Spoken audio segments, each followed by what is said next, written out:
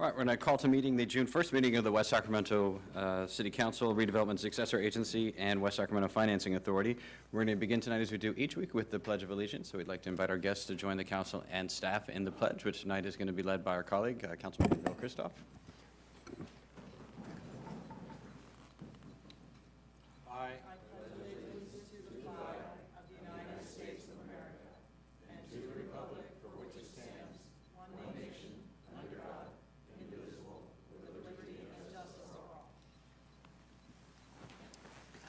The council did meet in closed session this evening to confer with our labor negotiator regarding negotiations with the stationary engineers Local 39. No action was taken.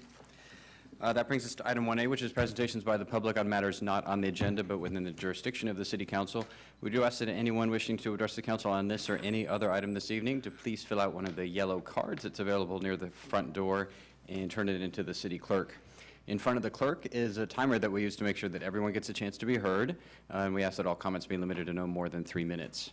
Also in front of the clerk is a analog flip chart that simply indicates which agenda item the council is currently considering. We take the cards all the way up to the conclusion of the staff report on any particular agenda item. Once the staff report's done and the council questions or the public testimony has begun, we don't take any additional speaking requests. So if you're here on a specific agenda item, get the card in as soon as you can, but definitely before the conclusion of the staff report. We also recognize that for some folks, presenting and speaking in public can cause anxiety and rashes and hives and other negative effects. And so we do ask that there not be any boos or catcalls or even applause and other demonstrations, and we try to maintain a civil discourse in the chambers. So we have no request under item 1A, so we're going to proceed to item 1B, which is council communications. Are there reports or other communications? Mr. Johannesson. Thank you, Mr. Mayor. The West Sac Housing Development Corporation met on May 19th. The organization, after closing out a couple of projects, financing is now in a position where they can start looking at new projects. And a couple of the ones we're investigating are the permanent supportive housing for homeless and disabled veterans and other individuals at risk of homelessness, and also possibly permanent supportive housing for emancipated foster youth. So we're going through meetings with potential partners now to see if any of these are viable, and we'll come back to see what direction the organization is going to take later. Thank you, Mr. Johannesson. Mr. Christoph. Yes. We met last week with the Reclamation District and our JPA, and we have made proposals to 5 additional property owners. And we think that they are going to accept. There are a few more to go, but it seems like we're making very, very good progress on getting our West Sacramento project behind us so that we can start construction of the levee and do all of the things. I think most people have seen South Fork Parkway go in and some other kinds of amenities, and we will continue to push ahead and get these property owners and West Sac SAFCA to agree to the prices, and we should move along pretty well. Last week we also met with Sacramento Regional and Sac Regional with our major project, the $2 billion project, and we lent out a contract for $500 million, and it had something to do with removing ammonia and different things that are necessary for the completion of that project. So we are on schedule, and things seem to be looking okay. One negative thing that I do have to report on, and that is in July, everybody's bill's going to go up by $3 to pay for this major project. And so we will have a $3 increase in our sewer rates, and it's nothing that we like, but quite frankly, it's something that is necessary. And Sac Regional encompasses Folsom, Rancho Cordova, Sacramento, Sacramento County, incorporates a lot of area. And so we will be, everybody that's in those areas will be paying that additional $3 fee. So, Thank you, Mr. Crusoe. Mayor Pro Tem Sandin? Thank you, Mr. Mayor. The the Port District Commission had a special meeting earlier this evening, and two actions from that to report. We supported the RD 900 property assessment, and we also authorized the execution of a letter of intent regarding the sale of property to the city. All right, if there's no further reports or communications, we have no appointments this evening, so we're going to proceed to item 2, which is presentation on the launch of the Pulse Point application. Chief Heilman?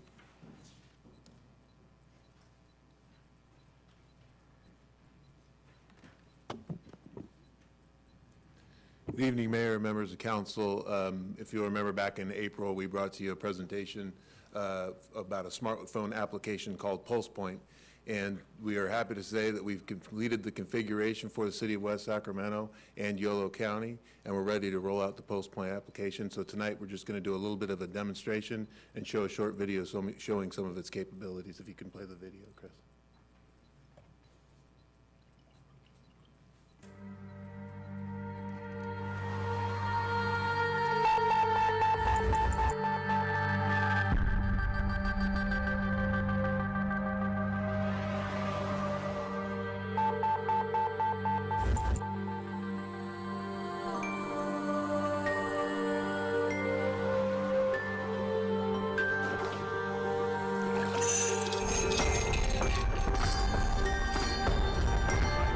She's not breathing.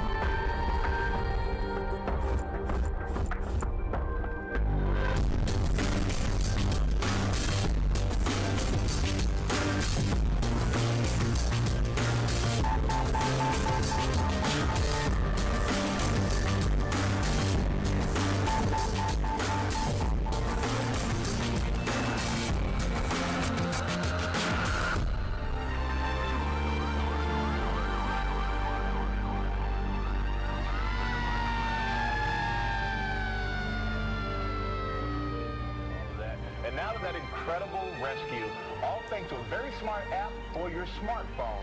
A Washington State man springing into action. We got a message.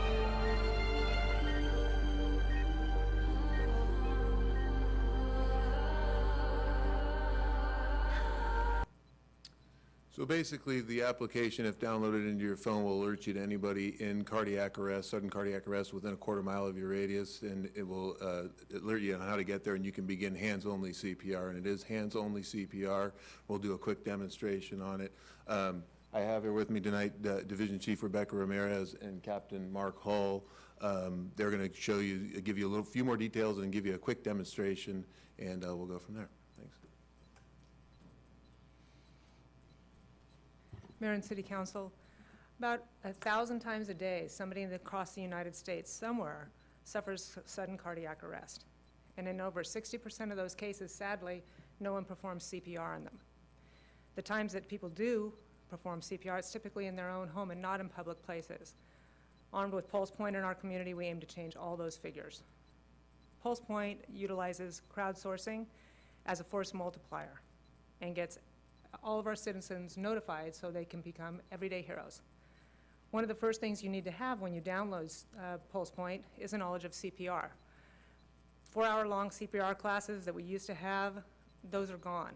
Now we do hands-only CPR, which takes just a few seconds to learn. So I'm going to call up Mark Hull right now, and one of our firefighters, and they're going to go ahead and demonstrate that to you and give you a little more information on the application itself. Hello. I'm going to raise this up just a little bit. It only goes so far, though, I gotta warn you. As Chief Ramirez mentioned, the days of mouth-to-mouth CPR and certifications are a bit behind us. A normal citizen, if they choose to learn about compression-only CPR,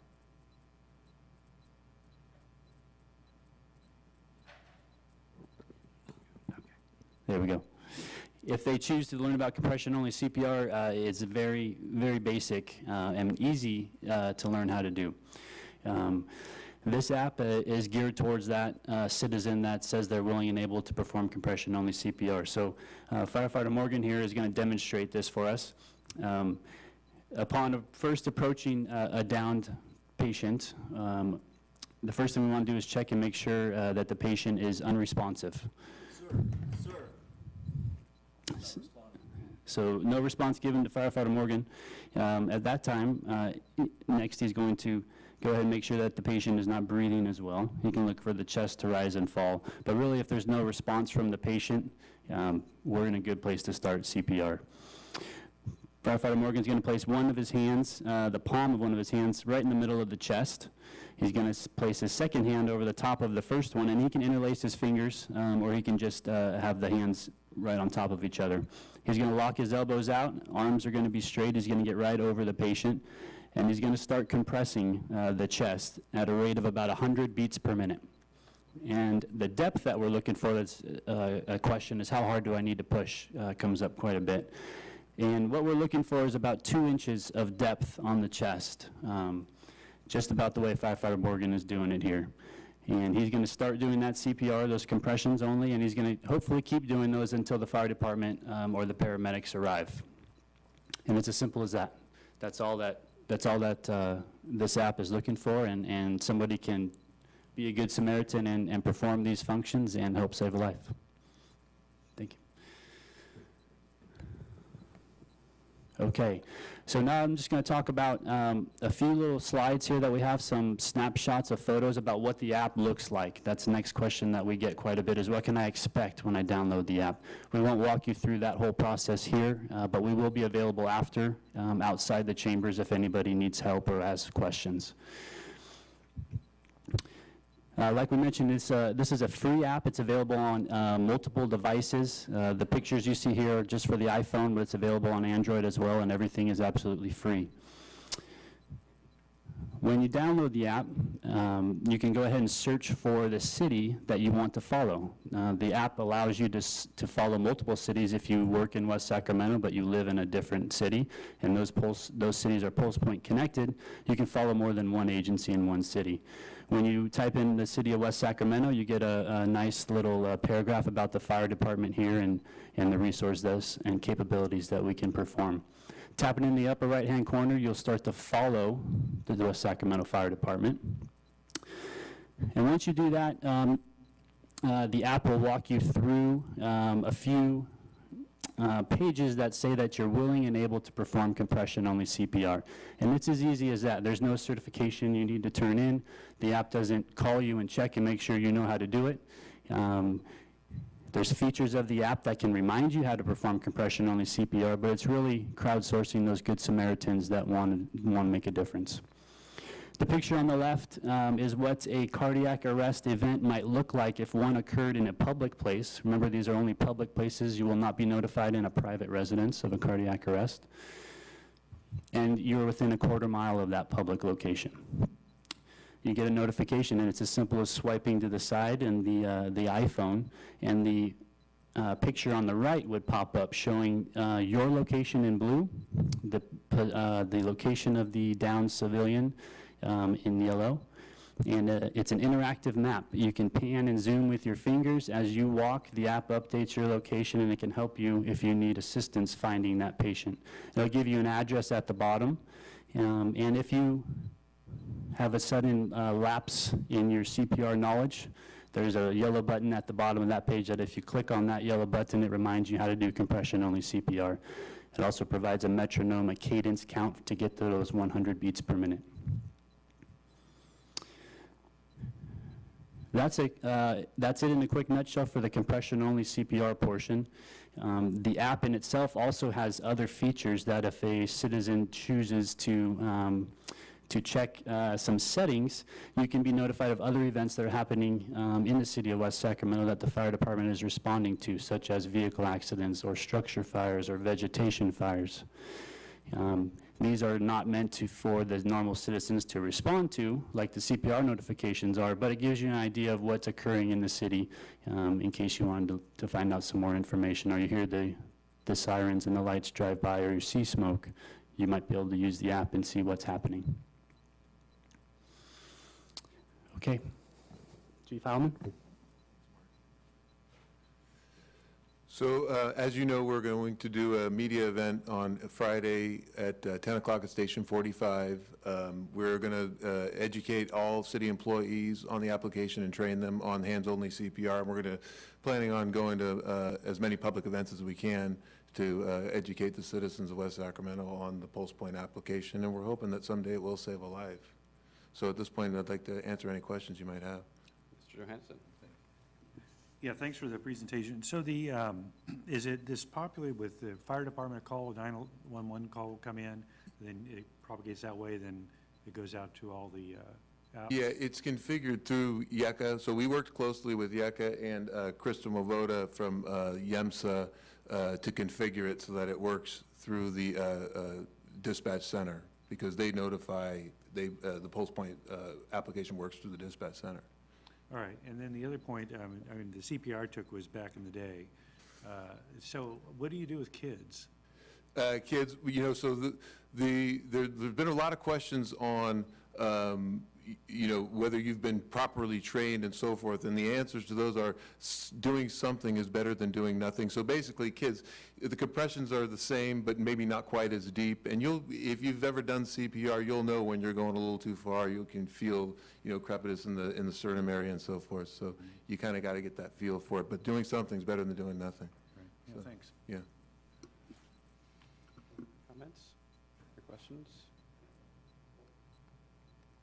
Yeah, I think it's terrific. When we've been launching lots of different technology applications and trying to be a more innovative city and allow our residents to co-create solutions, including helping and saving one another. So it's a great step forward. Good to see the department leading in this work.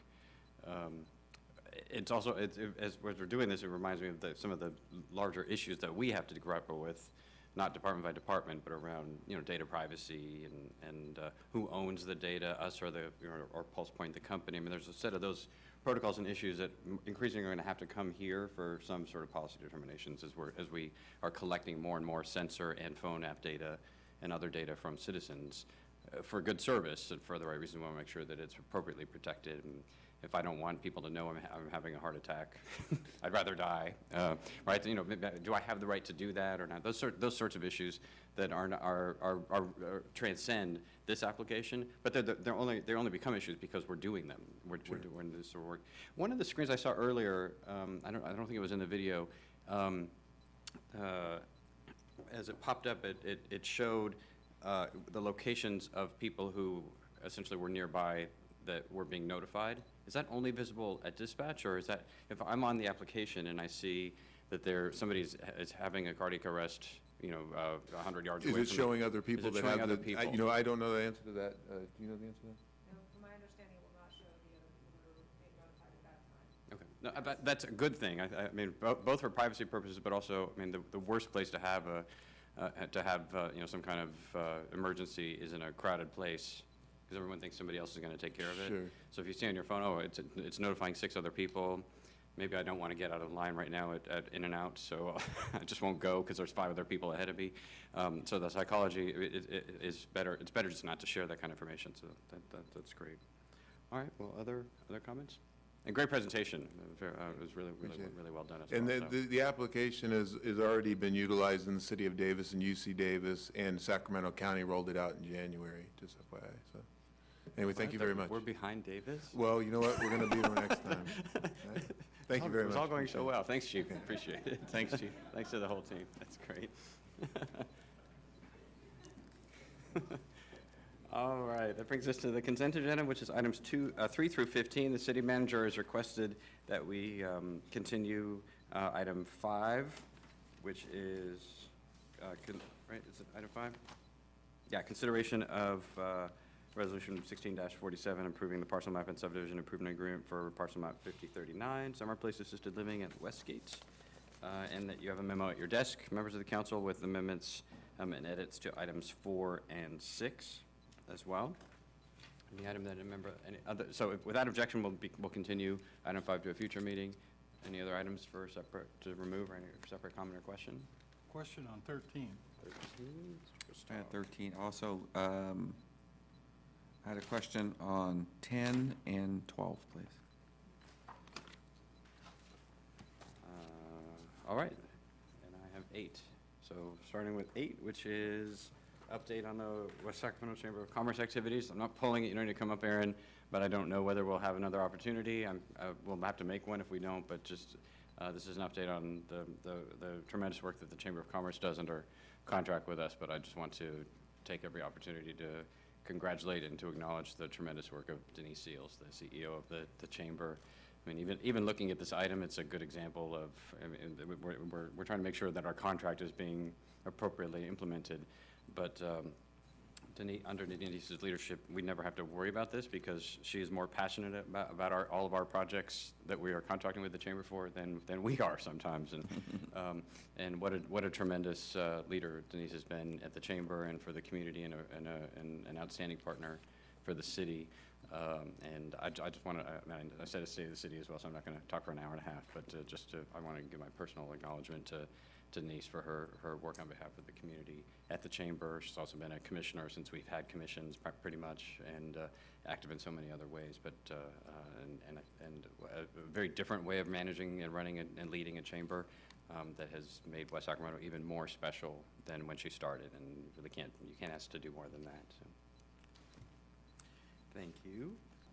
Item 10, then, is consideration of the city's barn event and program dates.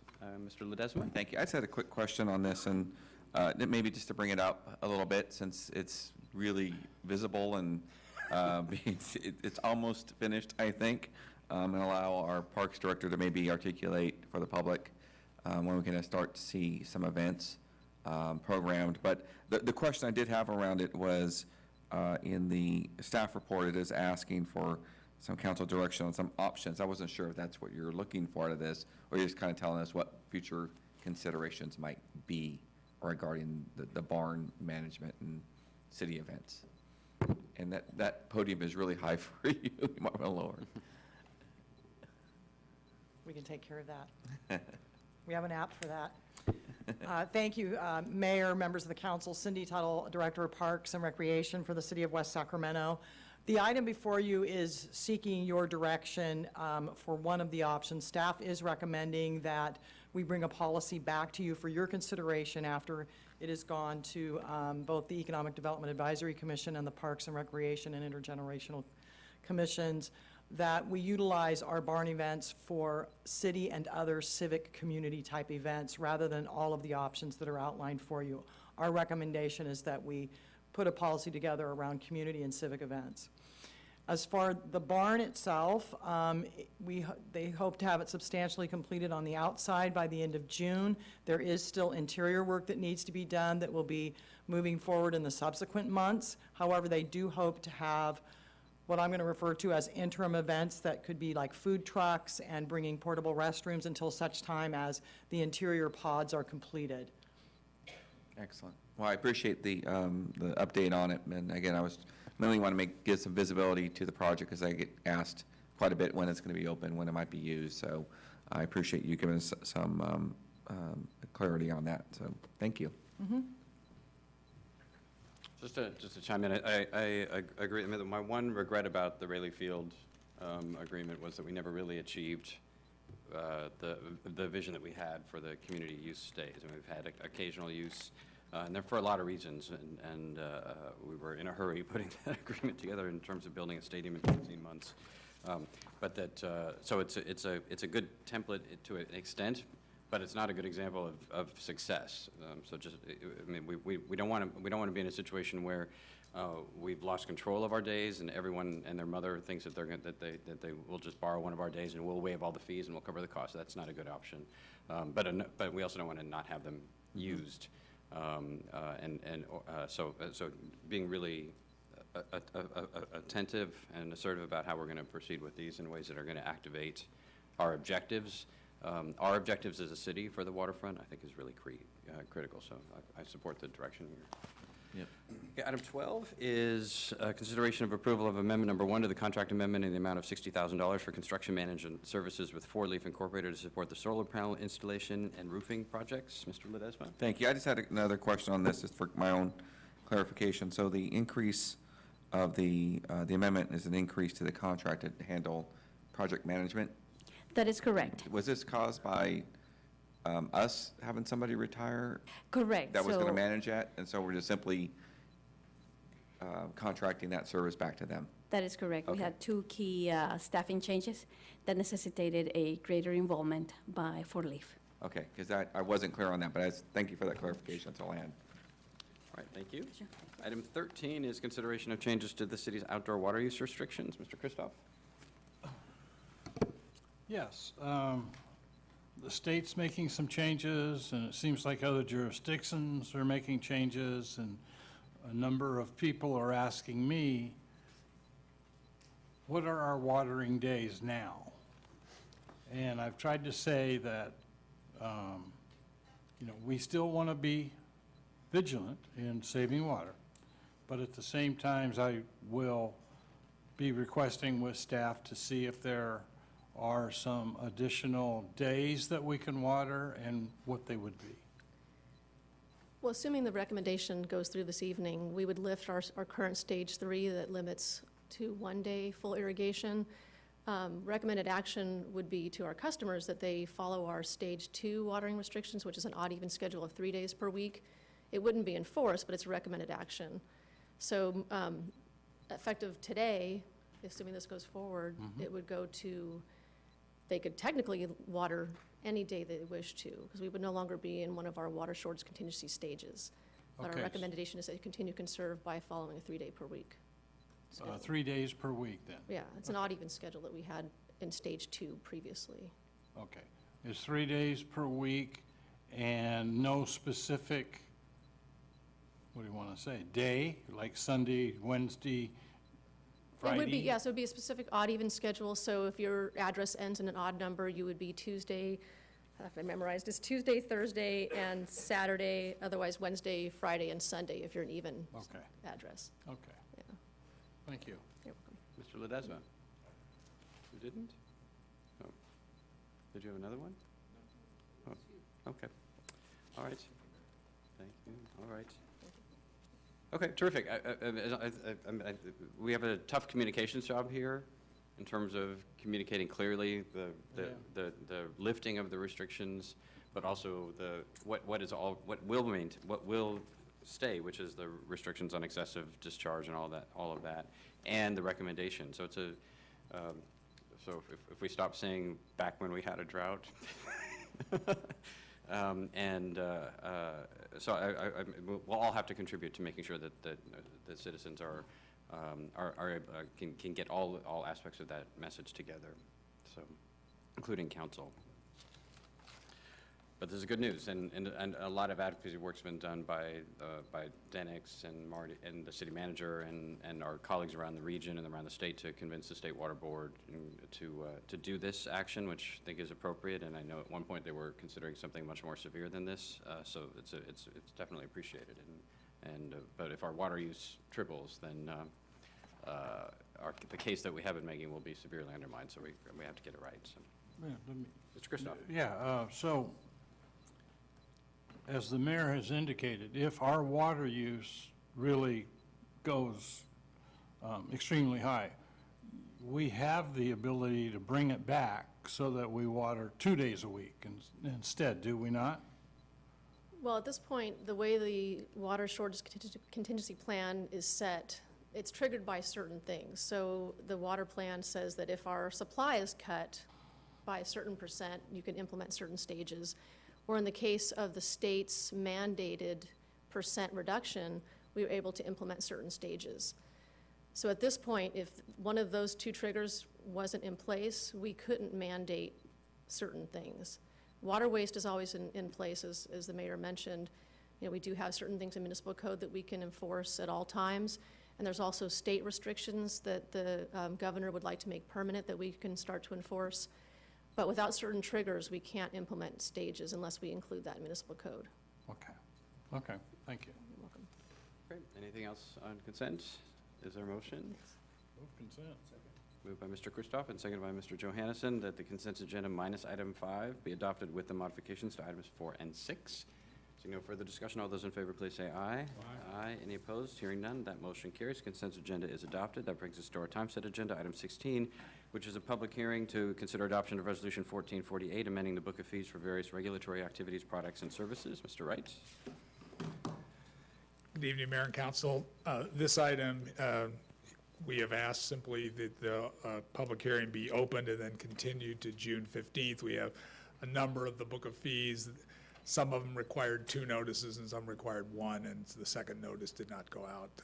So we are asking that it be continued so that we can get the proper notices and do all the book of fees at once. All right, further request, is there any objection to continuing this item then to June 15th?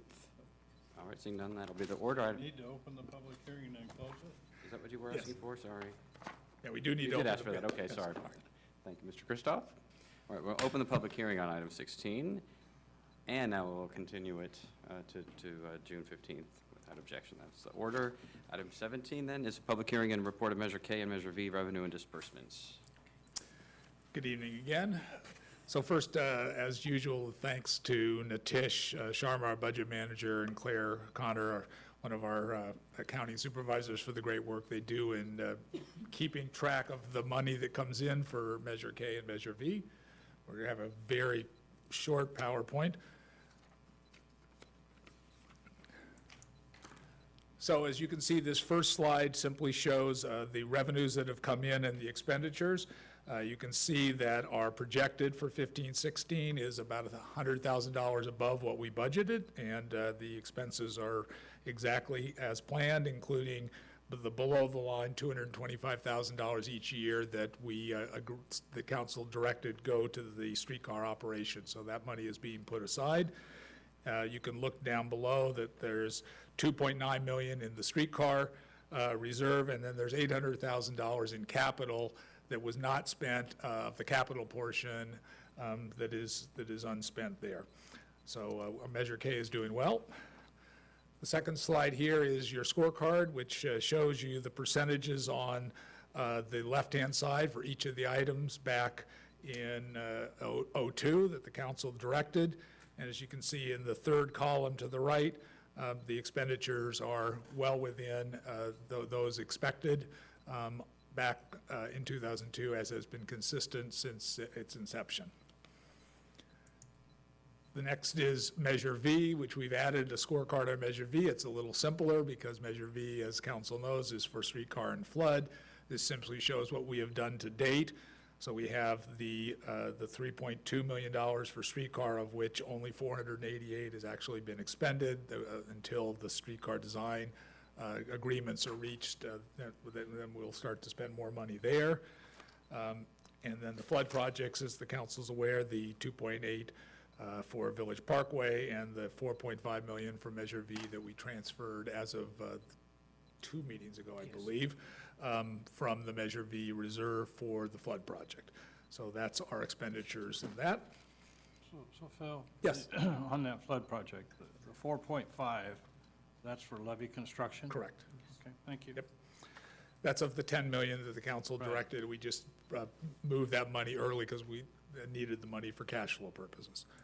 So tonight we'd ask council to conduct a public hearing, receive and file the Measure K and the Measure V disbursement reports, and then direct staff to publish the reports on the website, the news ledger, city highlights, and then to post at the Yolo County Library as we have traditionally done. I'd be happy to answer any questions. Mr. Johansson. Yeah, thanks, Phil, for this presentation. So I think it looks good. One of the things we're going to publicize this in the different venues that we have, but what we should also do is make sure this analysis is front and center on the city's website, I think, because I think, we'll have another agenda item later on where we're going to ask basically the public to trust what we've done. And I think, this is an example of how properly managed tax increases occur, and I think it's important that people know that we've spent this way. They wanted us to spend it and to not have it buried some way in the city site.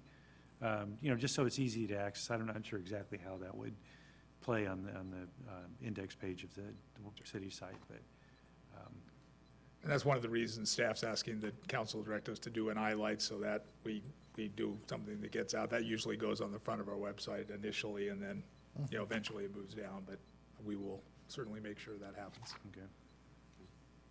You're just going to do that, right? You don't come to council asking for direction to put something on highlights. No, we're not. If we start getting that micromanaging. Then all right, other questions or comments? Good work, thanks. Thank you. All right. Oh, public hearing, public hearing. This is also a public hearing, all right. This is not my public hearing night. So this is a public hearing. Does anyone wish to address the council on item 17? Seeing none, we'll close the public hearing.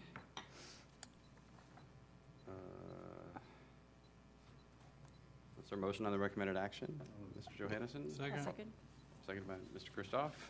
All those in favor, please say aye. Aye. Aye. Any opposed? Hearing none, that motion carries. Where am I? 18. Item 18, okay. Item 18, consideration of the midterm budget adjustments to the city's adopted two-year budget ending June 30th, 2017. So we're going to do a short version of the PowerPoint here, try to get through these quickly because we did the workshop 2 weeks ago, got good direction. So again, the first slide, it shows the general fund. I just want to point that the council direction was not to pay for the fire management with Measure K money. And so what we've done is we've moved, you'll see in a later slide, the $100,000 that was going to the fire to the early learning scholarships as directed by council. And in order to fully pay for that fire captain, we're recommending that we use the $52,000 in excess money that we had in the budget plus $19,000 of the ongoing revenue that will pay for that position. It's all being paid for the general fund, essentially, as directed by council. This is, again, the supplementals. You can see that the fire division chief is now fully paid for out of the general fund, and there's no reduction from the fire captain position. It's the only change there. There were no changes to this. This was the admin services and the non-departmental requests, so no changes to this request. Again, no changes to the strategic plan other than moving the money for the public and open space cleanup as directed by council, moving that money to Measure K and paying for that interim solution to the open space problem from Measure K. And here's where you see that the Learning Ladder Scholarship, $100,000 for Measure K and the $120,000 for the public open space. Again, that's probably half of the money we need, but it will get us through the basic work we need to do this year for the public and open space cleanup and enforcement. Public Works Engineering, no changes. Community Development, again, also no changes. And then the last item here is there was a reorganization recommendation, and it's my fault that this was not in the workshop. It's a no-cost item, but I was reminded that there are some position changes, even though there's not a cost, and the council needs to approve these. So there's some position changes, a construction manager position instead of a construction superintendent, a drafting services technician that we're negotiating with Local 39, the police captain, which was in there, the project manager series of 1, 2, a project manager senior, and then a public works business manager. And again, there's a number of positions listed in the report that are going away, and there's some changes in the organizational structure of these items balance out, and it's not a cost to the public works or the general fund. We need approval of those positions. And as indicated at the workshop, we've solved the short-term early learning service. We haven't solved the long-term. We've got a short-term solution to the public and open space using the money in Measure K, but not the long-term. Obviously, we also still have the road maintenance and rehabilitation that we have to deal with, and the items below. So with that, that's all I have on the budget. Answer any questions council may have. Mr. Christoph. On the learning service. Yes.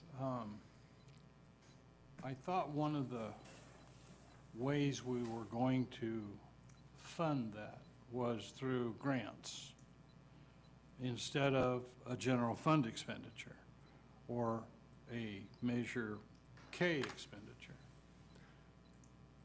But I don't see that in this budget. I mean, it still seems like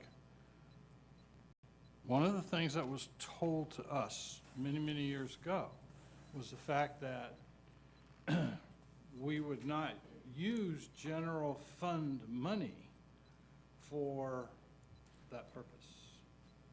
And that's not what I see happening. So correct, as we indicated at the workshop, the early learning service budget has been cut drastically, and many services are not going to be saved, at least in the short term.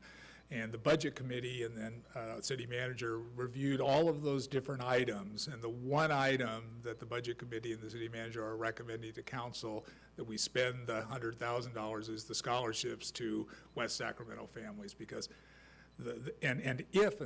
if we are certainly looking for long-term solutions that include things like grants and other, and if we get that money in time, we will replace the Measure K money with the grant money. But at this point, in order to keep the scholarship program running this year, the budget committee and city manager are recommending the use of an additional $100,000. As you look back at the last report on Measure K, our Measure K funds are actually at about 3.2 million, and we only are budgeting 2.9, so we have some ability to do that in the short run.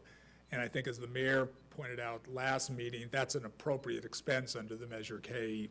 It's one of the items that we can spend money on. But so we just couldn't balance, we couldn't figure out any other way to pay for the scholarship program, which is the one program we thought was critically important for keeping, since it's directly related to West Sacramento families. Well, if I recall correctly, the scholarship program that's new.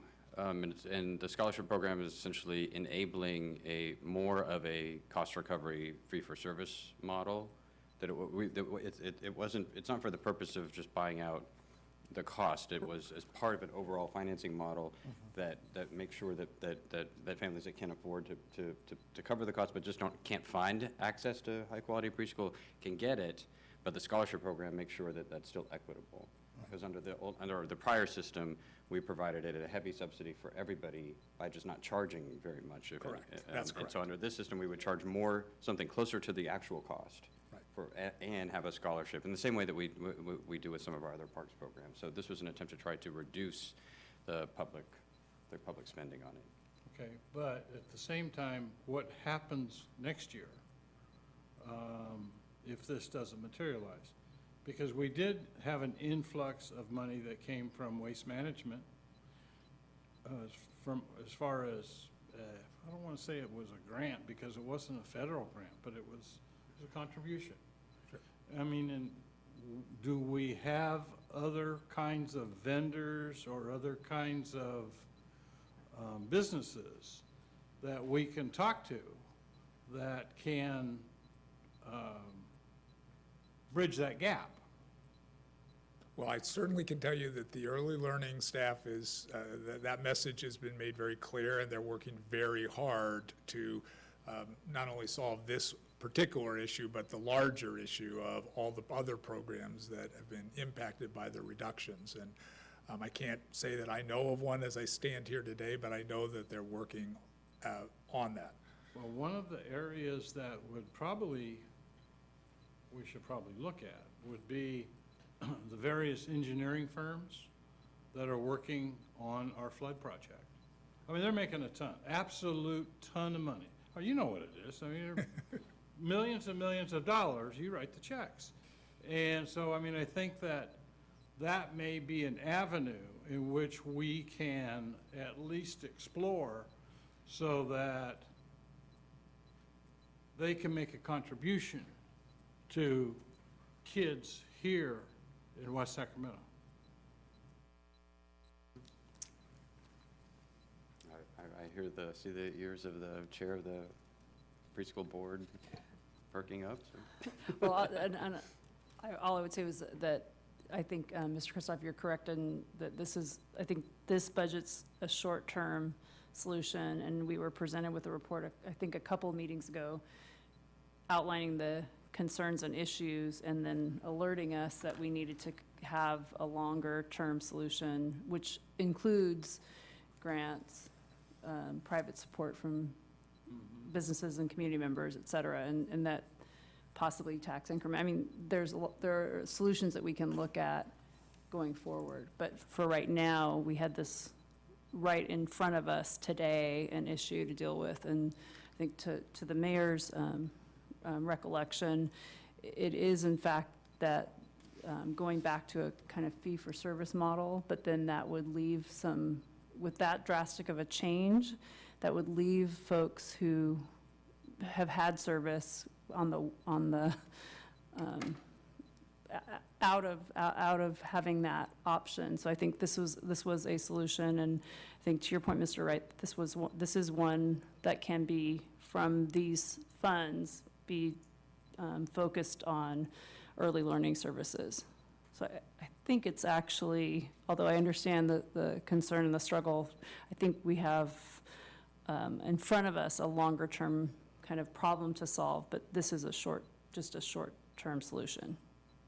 This was intended to be a one-year solution. Well, it can't be a long-term solution because we don't have Measure K, we don't have Measure K resources forever, so we have to come up with other solutions. And I think the suggestions that you've raised, and we did just win the state grant as well for the program as well. So it's not all doom and gloom. There's still a lot of upside of here as well. So, other budget questions or comments? All right, very clear presentation, and the adjustments since the last meeting were precisely what the council had directed. So, is there a motion? Or I'll make a motion to approve the recommended action. Okay, it's been moved by Mr. Ledesma and seconded by Mayor Pro Tem Sandin. All those in favor, please say aye. Aye. Aye. Any opposed? Motion carries. Item 19 is consideration of the proposed midterm adjustments to the city's adopted biennial capital improvement program budget ending June 30th, 2017. Good evening again, Mayor and Council.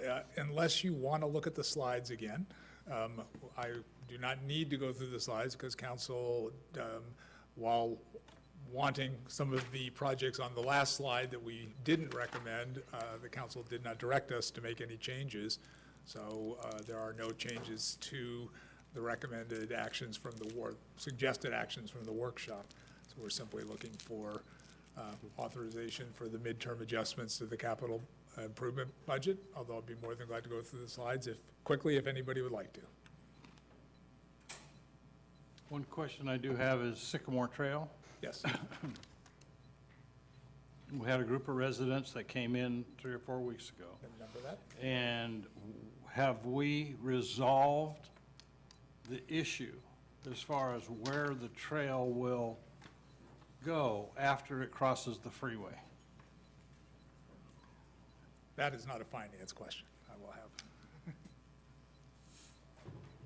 So we did have a conversation with those residents, and they also came to the public outreach meeting we had for the bike bed master plan update. So they are engaged in the process. No, we haven't resolved the issue, but we asked them to be engaged throughout the environmental phase of the project so we can include their comments and concerns and address them if feasible through the project. Okay, thank you. All right, any other questions or comments on item 19? Is there a motion? Okay, it's been approved by Mayor Pro Tem Sandin and seconded by Mr. Johannesson. All those in favor, please say aye. Aye. Any opposed? Hearing none, motion carries. Great work. All right, item 20 is first reading of ordinance 16-6 regarding a new local general transactions and use tax. Mr. Laurel?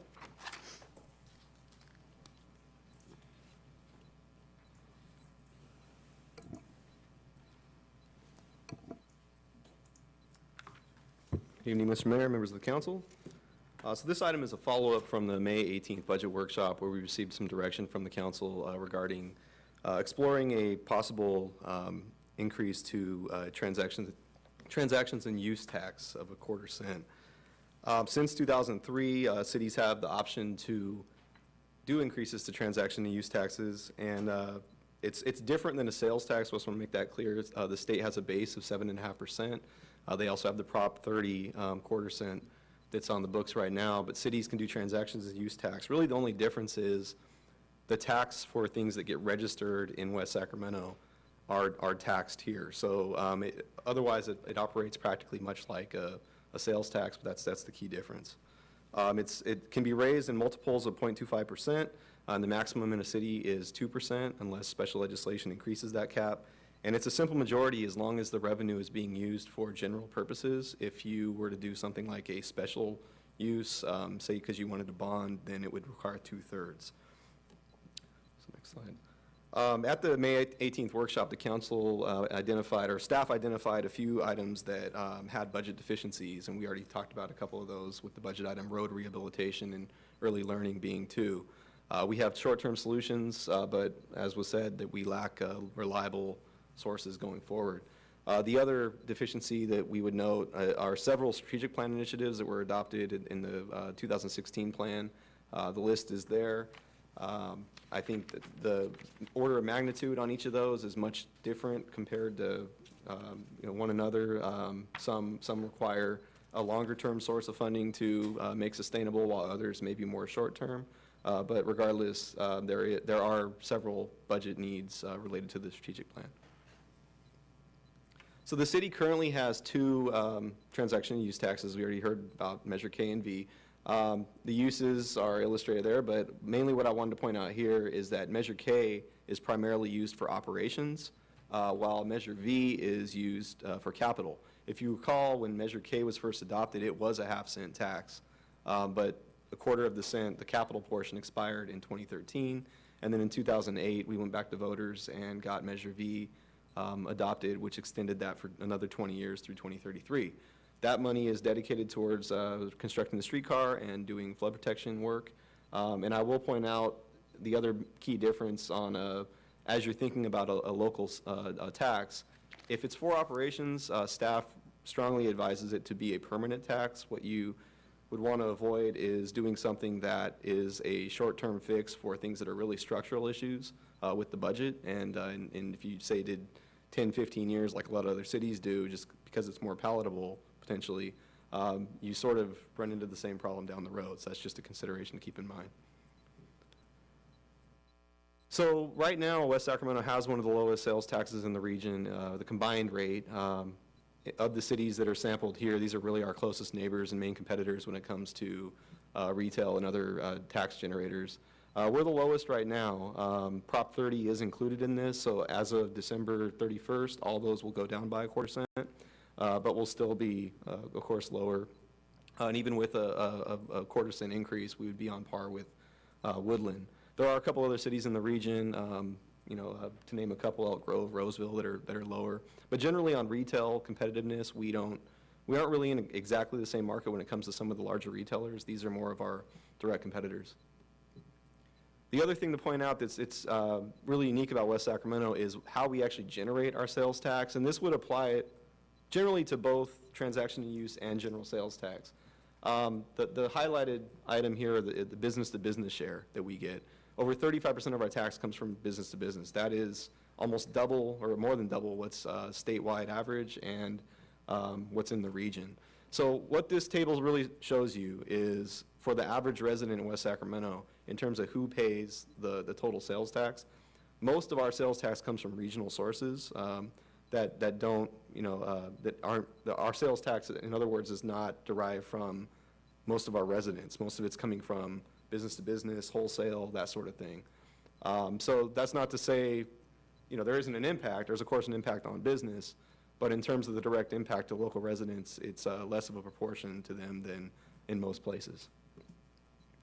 So the time frame for putting a measure on the ballot, if that's the direction you choose to take tonight, we have the first reading of the ordinance tonight. We would come back as early as June 15th with the second reading and a resolution that would have more detail on the measure, adopting the language also for the ballot measure.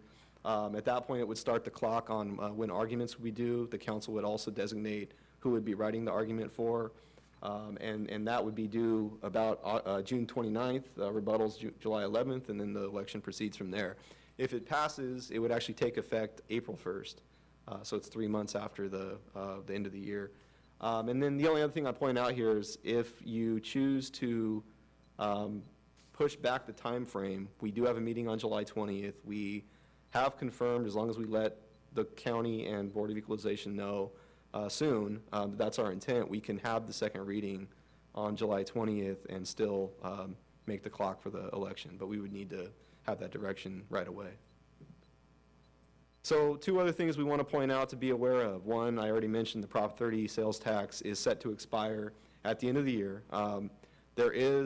The signatures have been submitted. I believe it's going on the ballot in November for extending the portion of Prop 30 that had to do with income tax on high income earners.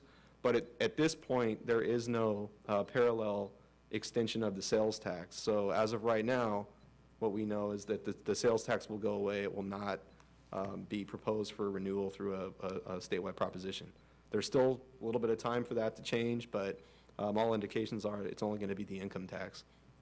The bigger issue that we need to be aware of is Yolo County, the Board of Supervisors, is exploring their own sales tax increase.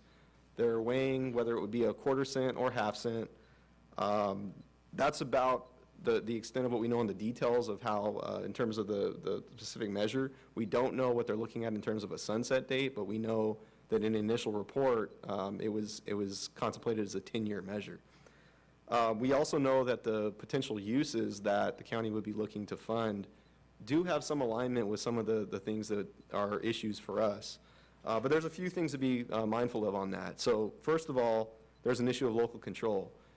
Whether it's a 1/4 cent or 1/2 cent, there's the question of who would dictate how the money is allocated and how much to each jurisdiction. How would that work? So that's something to be thinking about as we move forward.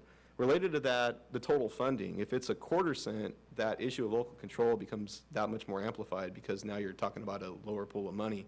Versus say if it was a 1/2 cent, the pool's bigger, maybe there's more potential for a division of local control over the funds.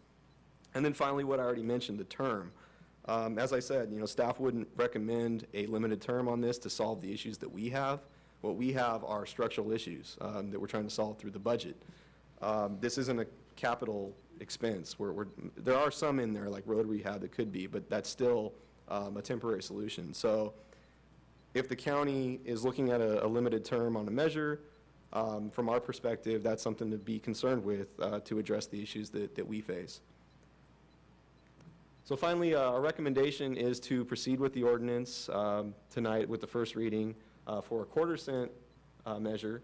It would be about $3.3 million a year. The earlier slide on measure K and V showed that's the same amount. It wouldn't change. It'd be the same amount that would go to this new measure. We would, of course, track that separately, both on the revenue and expenditure side, do a similar process like we do with measure K in terms of the reporting. As I said, we would recommend no sunset date for this, and the last feature is something new for us. Usually we do a tax measure with a companion advisory measure. The trend in local government, at least that we're seeing, is that a lot of cities are sort of combining those. Legally, you don't have to have 2 measures.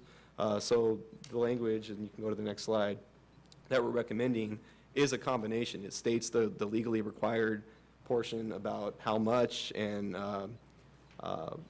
for general government purposes is another important distinction, so it's not a special use tax. But then if you can go to the next slide, highlighted here is the portion we would like you to focus on if you choose to go forward with this in terms of getting the language right. The yellow portion is really the advisory portion of the measure. The rest is what you would have if it was a standalone tax measure. So with that completes my presentation. Happy to take any questions. And maybe we can either leave that up or it's in your report. Great, thank you, Aaron. That was this is a complicated set of issues, and I thought that was an extraordinarily clear report. Thank you. One thing I would add, though, in terms of the table that you gave us on sales tax rates for competing cities, and then also the note that you made on Elk Grove and Roseville, is that we're not operating in a vacuum.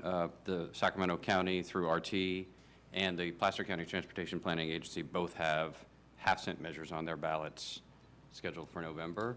So if those measures pass, all of those figures go up by another 0.5%, which would put Sacramento, for example, at 9.25 compared to our rate of 8.25. And Placer and Elk Grove would both be would have higher sales taxes than us. So we would be we would be at the bottom, essentially, of the region, assuming that those two measures pass in November. So I just think that in terms of the context that we're operating on, I have never run into a major company that for which this has been an issue, or for citizens who are like located, but choosing to shop here or somewhere else because of that, of a quarter-cent tax rate difference, because it's like an actual quarter for $100. I mean, it's a very modest, to put it mildly, a very modest difference. So. But yeah, so both Placer and Sacramento County, on a countywide basis, would be increasing by 0.5%. And then on the county issue, just add, so the county has done, some citizen surveys, some polling work as part of their preparatory work on this in order to determine whether it's a feasible option for them. Because I think the last county tax measure was the TOT from like a decade ago. Which barely passed, if I remember correctly. So they needed to do some significant voter research to determine whether or not there would be potential support for such a measure. They did complete their polling work, and it did show support across Yolo County for the measure, for a half-cent or quarter-cent tax measure at the county level. Not surprisingly, lots of support in Davis, less support elsewhere, but a majority of majority support in all 4 of the incorporated cities to varying degrees, with no impact really on polling based on if it was a quarter-cent or a half-cent, or on some of the committee, the oversight committees and the term and all that stuff. It doesn't turn out to be a big factor. It was support that would not be sufficient for a 2/3 vote approval at the county level, but that was encouraging. So I think that's the reason why the county is continuing to pursue this work, and they're aware of what we're been contemplating as well, and a lot of reconciliation would have to happen for it to work. And I think some of the issues that Aaron raised, I've been raising with the county informally in the last week. As well, about some of the things that would be essential for us in terms of if they were to proceed and we were trying to do something in partnership. I personally don't think a quarter-cent proposal from us and a quarter-cent proposal from the county is likely to pass. I don't think voters will have an appetite for that, even though they may be supportive of, according to the county polling, of a half-cent overall. Having to vote on a tax measure 2 times, with both of us saying it was for roads and for kids and for homelessness. It might be a challenge for voters who will already be exhausted by the time they get to this portion of the ballot. So if we were to proceed, some continued negotiations about the contingency plans with the county would certainly be advisable. The county's polling did show strong support in West Sacramento for this sort of a proposal, based on very high rating by West Sacramento residents. And by West Sacramento, in this case, we're talking about District 1, because they didn't poll by city, but they did poll by supervisorial district. So most of West Sacramento, with the exception of Bright, that the voter satisfaction levels, for example, in city government, in their cities, was extremely high here. It was positive in all 5 parts of the county, but dramatically positive here. I want to say in the order of 83%. Of voters saying that the city was this district was on the right track, compared to some other districts where that number might have been 54% or 55%. So a pretty dramatic difference. So I think part of as the discussions with the county go, the likelihood of passage of a sales tax measure, if we were to proceed here, is much higher than than the county. The county has a good chance of passing, but it's not nearly as strong as ours. And so part of what we have to address and assess is, if we were to partner with them, what does that do for the ultimate likelihood that we'd be able to get something passed? And if we weren't to partner with them and we were going to start to compete with 2 different measures, what does that mean for those implications? But that's all if we decide that we wanted to go forward in the first place. So just some additional background. And thank you for mentioning the poll. Meant to bring it up, but the only other thing I'd add to that is on the topics in terms of combating homelessness and impacts early learning. Those particular issues polled very well in West Sacramento. So in terms of how they align with the issues that we've identified to address the potential measure, I think the polling was favorable there. Yeah, there was a lot more differences in some of the other districts, but here, that trifecta of homelessness, kids, and roads were, roughly Roads, of the right. same magnitude of voter interest in terms of the kinds of investments that would get made. Which differs, in Davis, there was virtually no interest in roads and a lot of interest, or homelessness. I want to say in Davis, there were one of the districts, like 0% thought homelessness was a problem. But the preschool was off the charts. And whereas in some parts of Woodland, it was exactly the reverse. And zero interest in preschool, or close to no interest in preschool, and a lot of interest in homelessness and roads. So, but ours was pretty consistent across all three topic areas. Mr. Kristoff. Yeah, I guess one of the areas that I would maybe like to explore, and that is, if we put a quarter-cent on now, and the county does the half-cent later, I don't know when they would put it on, but they have some time. If they do, and the half-cent passes, can the quarter-cent that we are putting on drop off? I believe the answer is yes. City Attorney and I spoke about this. If the council can repeal the tax, and it would effectively go away. Oh.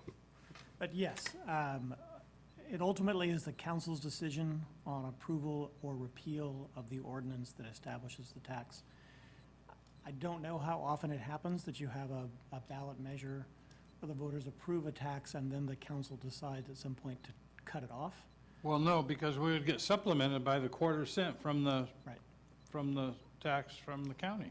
But I believe legally the council has it within its power to repeal the ordinance that authorizes the tax, and then the Board of Equalization would not collect the tax. Okay. Would West Sacramento get a quarter of what the county sales tax is? You know, I'm not really in a position to answer that because that's being weighed by the Board of Supervisors. There's also, just in terms of the mechanics of how that would function, there's even some questions about how possible that is to work. If, to say, they hand over a portion of it directly to us, then is it a special tax or is it a general revenue? Yeah, the board has expressed an interest in a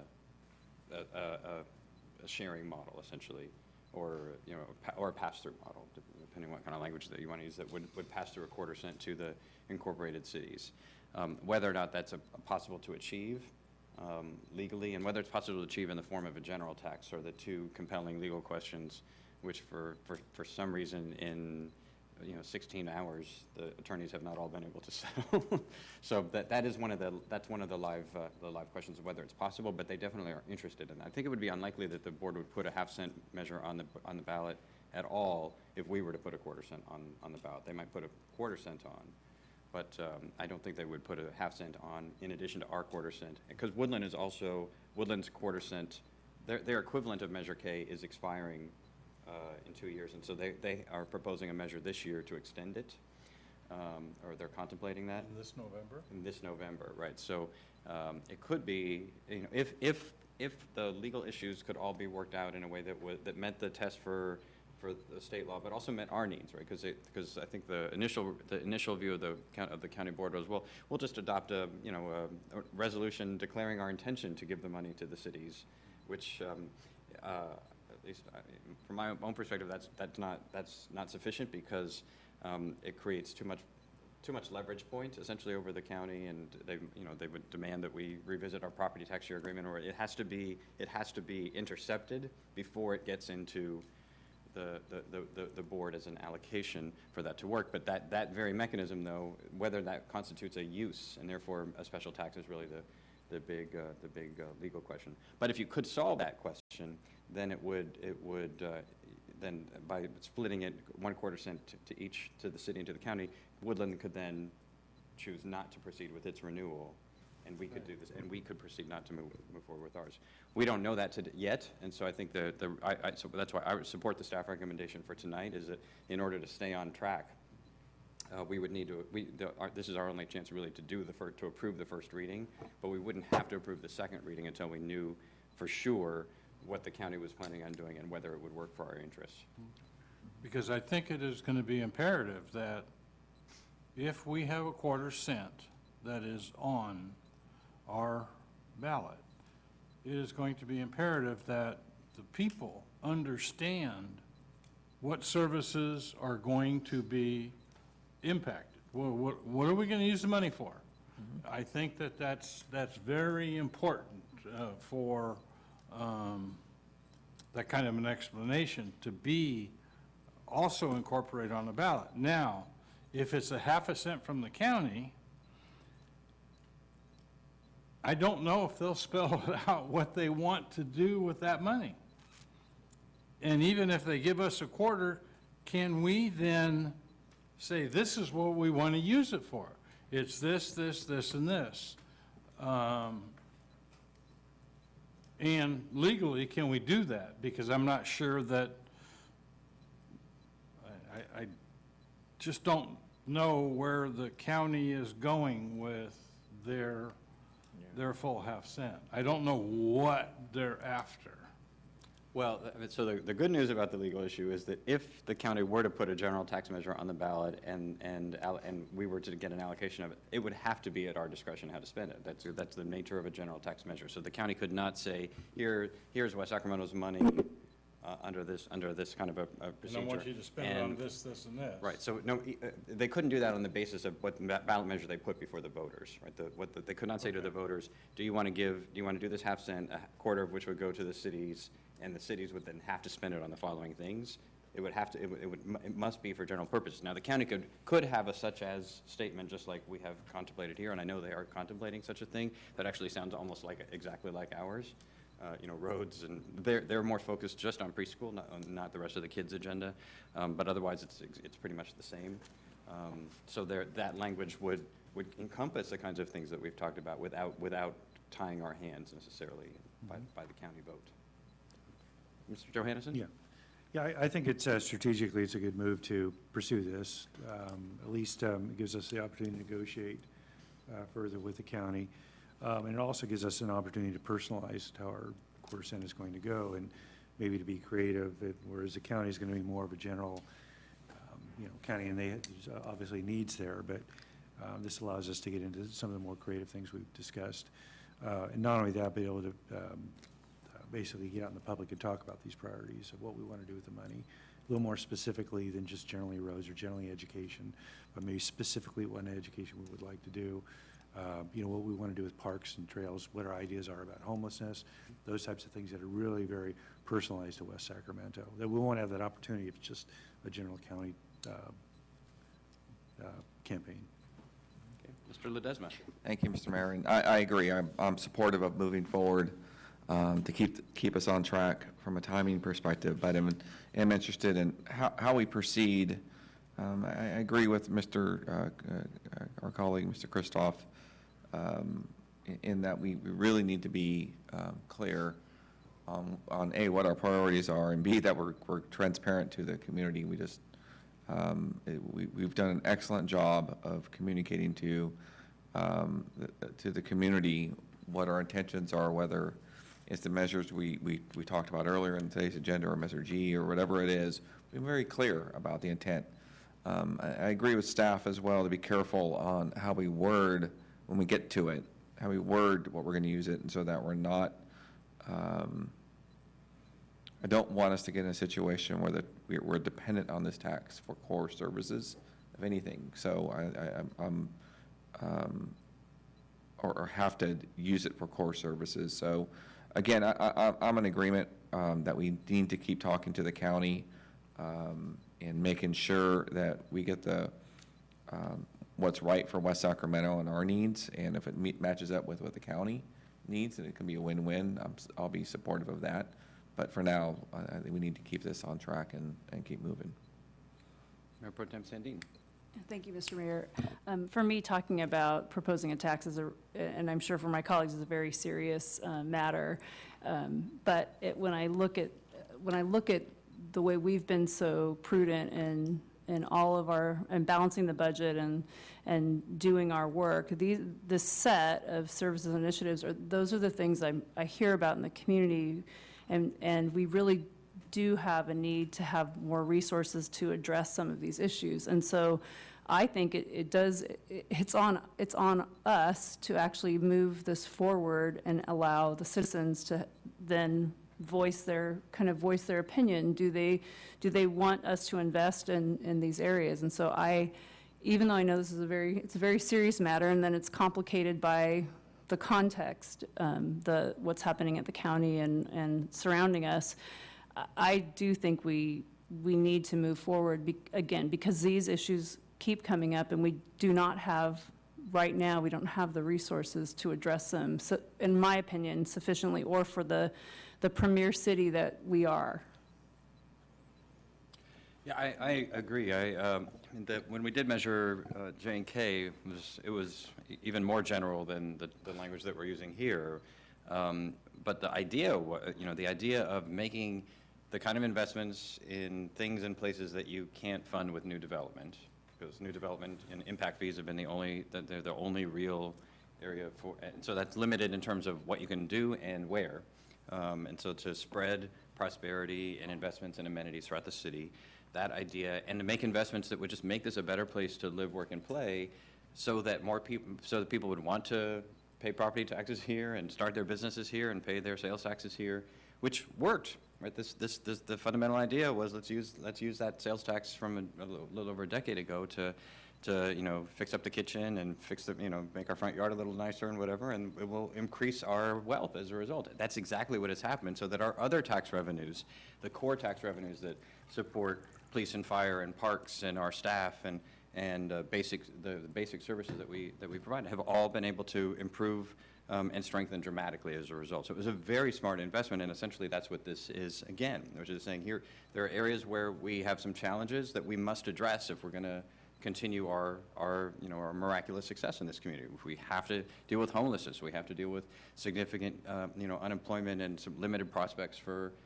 careers for many of our young people. We need to do that. We need to repair our roads, and we need to make smart investments in workforce preparation and technology and in trails and the kinds of things that will attract and retain people to want to live, work, and play and make investments here. So to me, it's a proven model, and it's one that our voters have strongly supported. One of the things that stuck out to me from the poll was that there's a free response question where it's what are some of the main reasons why you might vote for this, and roads and homelessness and dealing with early childhood ed, they all do really well. But here, I think more than this is only true in West Sacramento, but here the number one answer, not by a large margin, but the number one answer is just it's needed. Just general approval. It's needed. It's it's a sense that I just want to invest in my community and make it better, right? So I think sometimes we get obsessed with, okay, we got to tell voters it's going to be exactly for this, for this road widening, or it's going to be exactly for that park, and it can't hurt. But I think it's all what the poll results in part suggested to me was that there's also respect for the community's ability to come up with the right things and to make the right investments and the right choices, and that's based on the success that we've had with J&K and UNV and with redevelopment and with all the other limited sources that we've had for that approach. So to me, it's exactly the right time. What's happening in the rest of the region creates some of that opportunity. The state reducing its sales tax by this same exact amount so that nobody pays it, even that extra quarter on every $100, nobody would be even paying that because the state sales tax would be going away. That's a pretty big deal as well. For the county, even if we cannot figure out a solution with them, the other approach that I hope that they will consider taking with us is just coming up with essentially a master schedule by each of the jurisdictions in the county together for how we're going to deal with sales tax measures, because it is a challenge to have the county contemplating doing a sales tax measure at the same time that Woodland is renewing. It's funky. mean, if we had when we have Measure V up, we would hope that the county would not have a sales tax measure up at the same moment that we are renewing one of our critical, the critical legs of our financing stool. And vice versa. If the county had a sales tax measure in place and we all started just piling on and putting more sales taxes on at the same time, it would be a challenge for them. So, perhaps it's something through, a joint city-county 2x2 with all the cities or with the mayors and the board chair, where we just sit down and say, okay, 2016, West Sac and Woodland are going. In 2018, the county's going. In 2020, Davis is up for renewal. In 2022, Measure V is up for renewal. That just so that we have an understanding about, whose time is when, so that voters are not being inundated with in any particular place in the county with, multiple tax measures at the same time. So to me, that is a potential secondary solution if we're not able to reach a legal grand arrangement with the county board in time for the final votes on this. But I certainly support of this action tonight. Now, it is a first reading, so we would, and we won't, we'll have to be substantially the same for a second reading, and I think that's why Aaron had it switched to highlight at the end, just to make sure that we're comfortable with that. If we change youths to youth, I think Jeff Mitchell will allow us to do that at the next meeting. But we can't make lots of. Actually, the ordinance itself doesn't contain the ballot measure language. Oh. The ordinance is really the mechanical mechanism for getting BOE to collect the tax. So it is a resolution that will come back to you that has the actual ballot measure language. Oh, okay, even easier then. All right, thank you. Mr. One Christoph. question, Laurel, one question I have. Usually a quarter-cent raises about 3.3 million? In this city, this year, it's about 3.3 million. That, of course, will change as taxes rise or decline, Yeah, but right. the last 3-year average has been about a little over 4% increase per year. Okay, The economy's so been let's better, just so- take it's 3 million. Sure. If the county did their half cent and we get a quarter of that, would it still be that same 3 million? It depends. If it's based on situs, then yes, it would be West Sacramento's origin would be the 3.3 million. I think the county number for a quarter cent was somewhere in the range of 8 million. Yeah. So we're almost half. We're approaching half. So I think that would be our recommendation, is that if we do some sort of arrangement where comes back to the jurisdiction, that it simply be the sales tax that originates in West Sacramento, that quarter cent should come back here. Yeah, that's non-negotiable. Well, never. Yeah. One other thing I want to point out, we did have a recommended action. The second action was to get direction on the language. That's why it's in front of you tonight, so we know what to come back with. Sure. Right. I wasn't suggesting to take a pass, but only that I was under the mistaken impression that whatever we did on the language tonight would have to be substantially the same. Right. Next time, and that's not the case. So, is there other direction on the language or comments at this point? All right. Any further discussion? Is there a motion? So moved. I'll move the recommended action. Madam Clerk, is this a 4-vote item?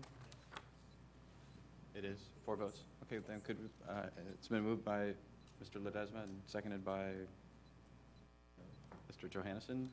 If you would, Madam Clerk, please call the roll.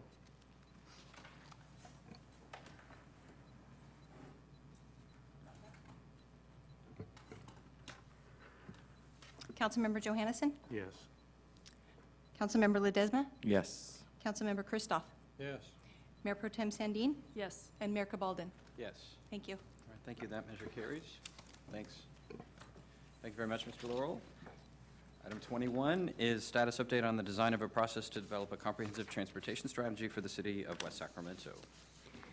Good evening, council members. My name is Ana Cortez, and I'm a senior analyst with the Department of Public Works.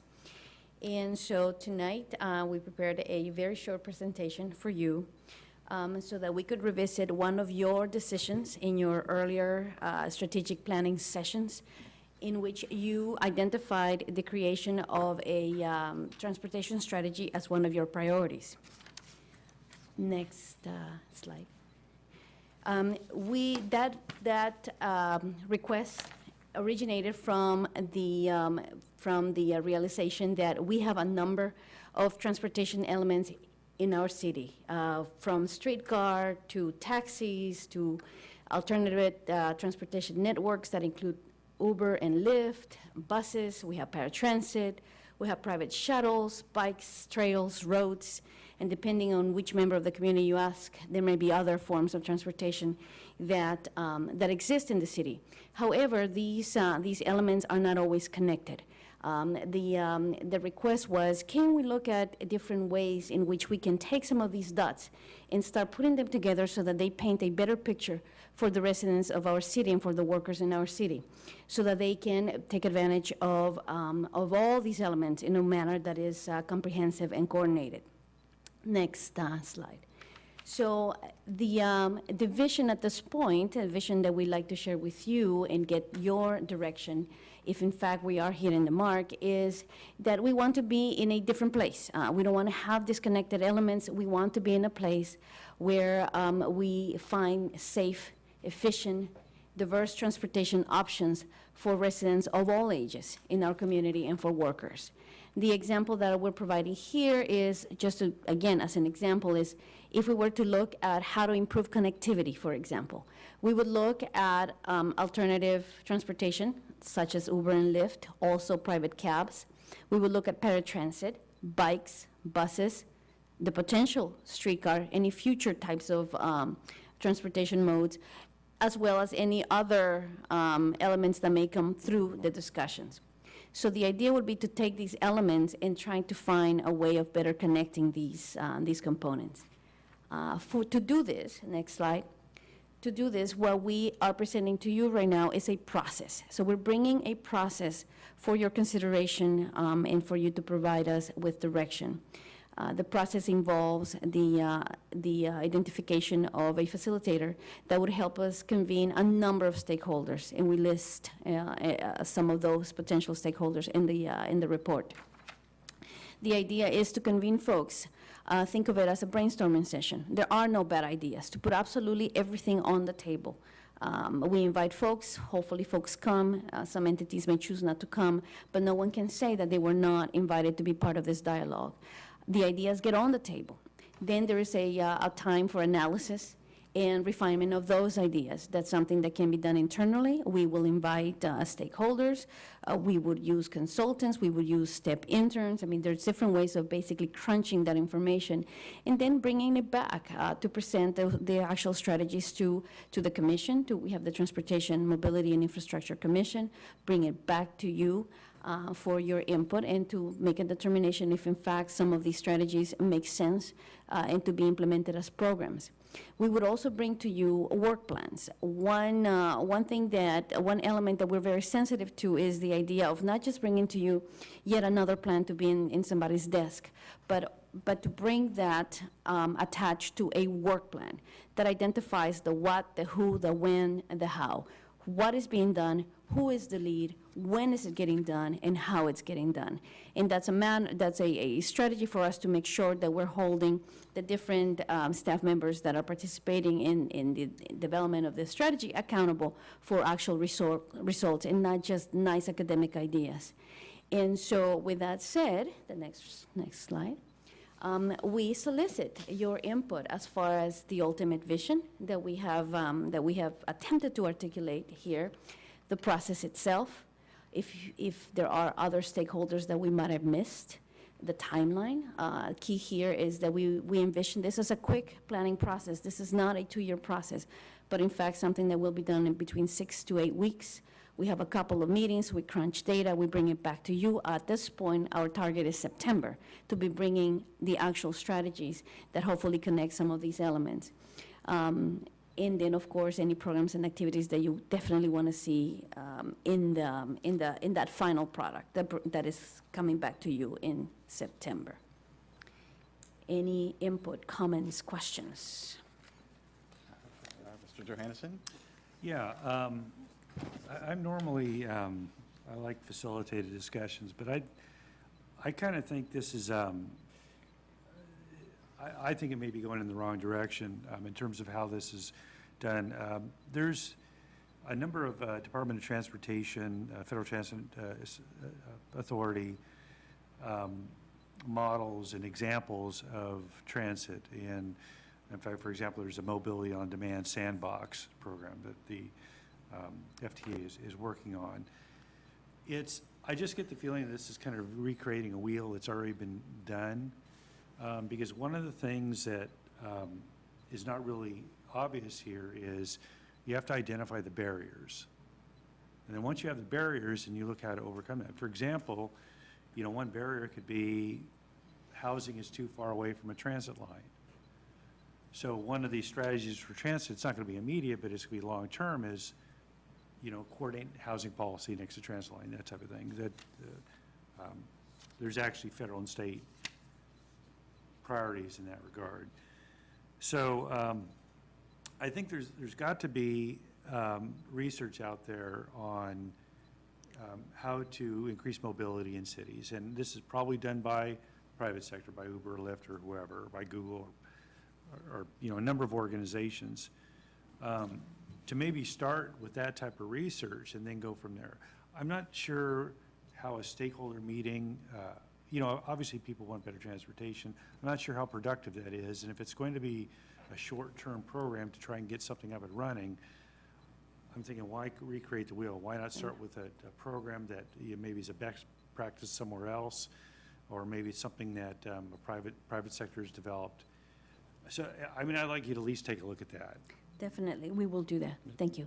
Mr. Ledesma? Thank you, and thank you, Anna, for bringing the item forward, and all the work that you and the Public Works staff have been doing for the last year, really, on transit and working with Yellow Bus. It's interesting. I appreciate your comments, Mr. Johannes, and I read the report, and I'm not quite where on the take the same thing away about whether this is going the right direction. But what I will tell you is, based on kind of what we've been hearing through, even contemplating transit changes, route changes along the Yellow Bus line, I think there is a need in the community that people need to feel better connected to transit options. I think we talked about this in January.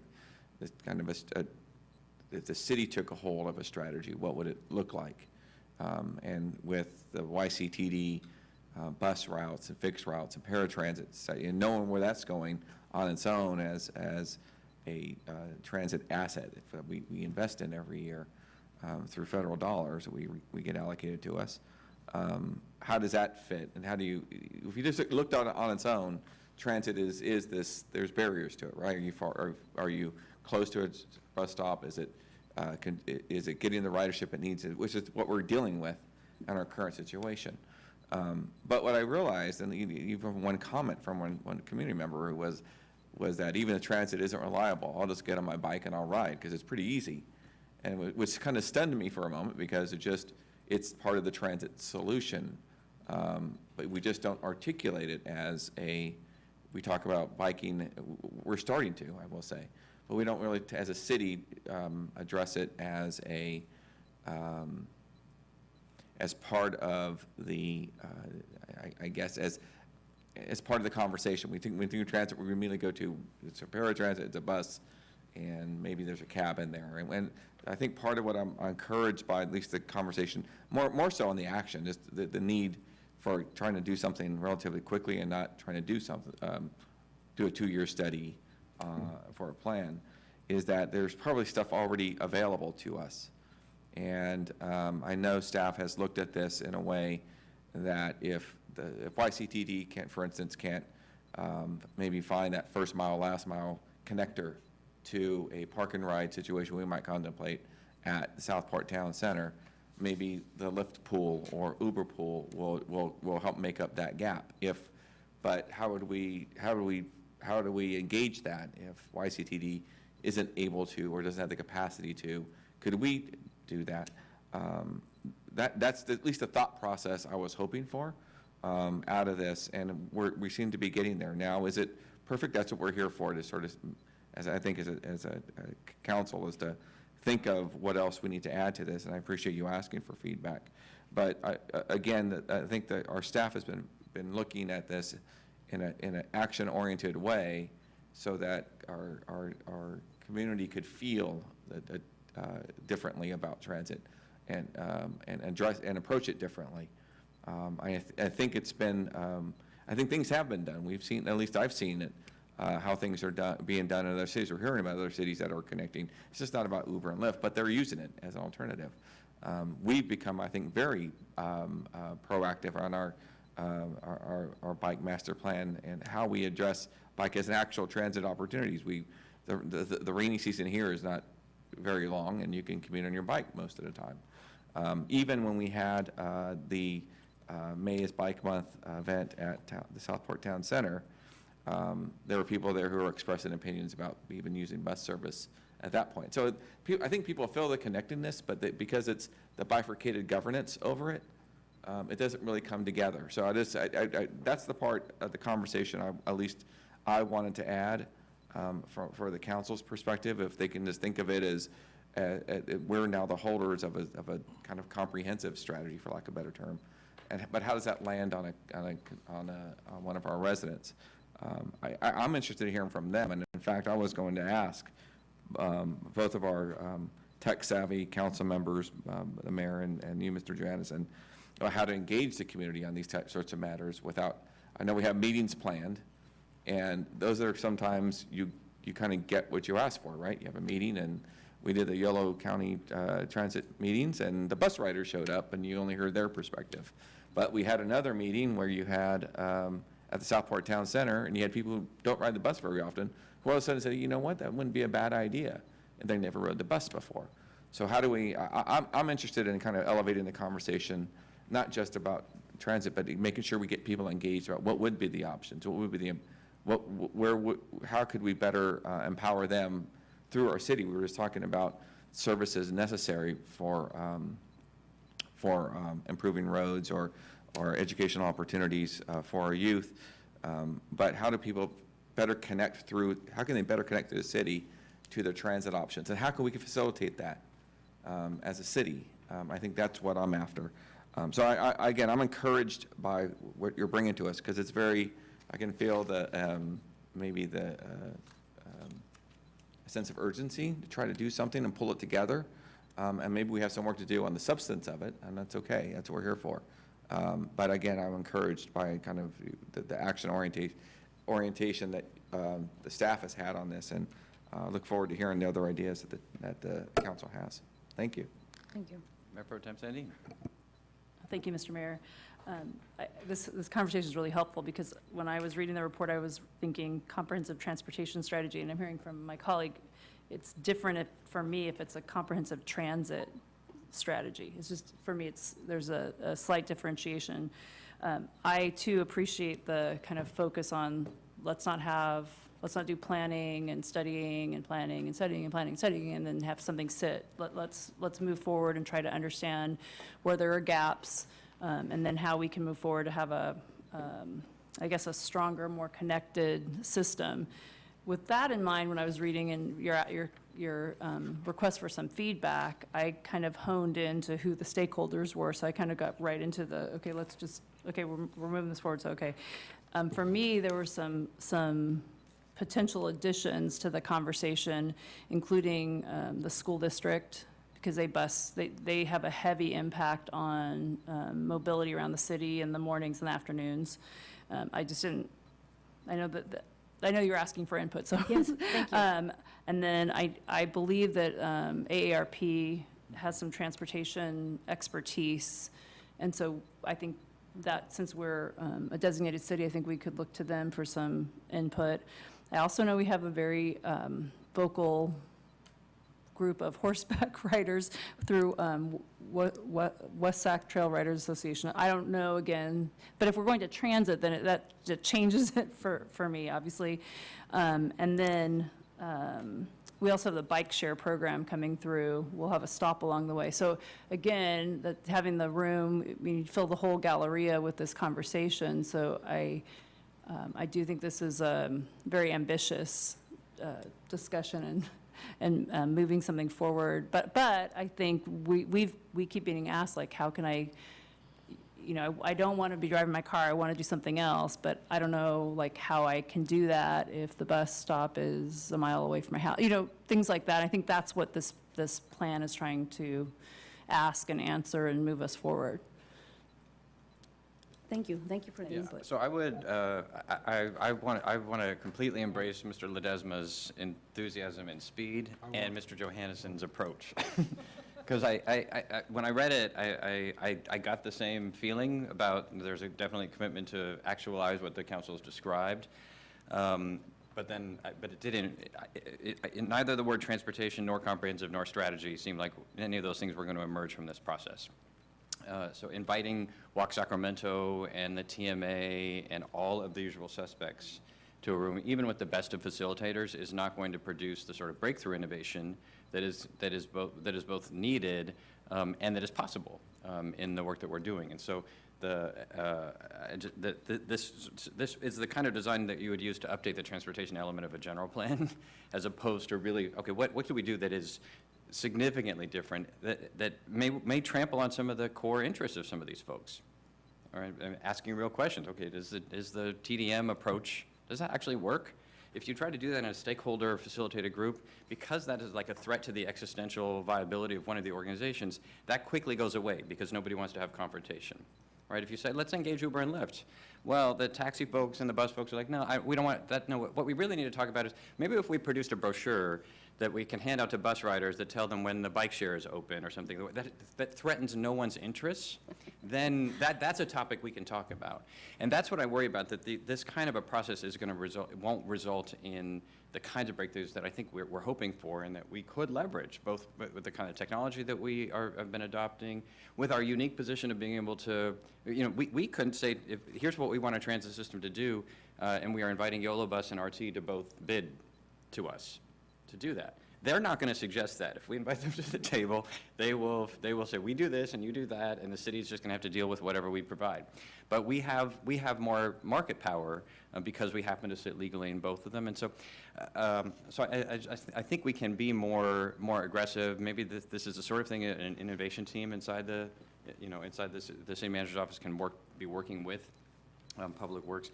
I was also reminded me that there's this smart city transportation challenge that's going on that the Department of Transportation is facilitating. And I was just reading through even the vision statements in the applications from, I think, the 7 finalists would be super helpful as sort of setting the context. I think it's exactly right that we're going to need a 2-stage, parallel track work on this. We're going to be, as we think about technology innovations and all kinds of other stuff, that we'll be doing that. One, we'll be doing continuously, but it will take longer. And then there's the work that Mr. Ledesma has described that we can get some early wins quickly, but having that in the context of what the vision might be, which we haven't had, right? We had a discussion at the retreat that we could be doing this radically better in service of citizens, so let's put it on our strategic plan, which it is. But we haven't ever had even the conversation here, like what are the big picture things that we might actually engage in? So it might be useful either here or at the commission, or both, to bring those 7 documents, to bring a couple of case studies not from this region of other places that are doing innovative things.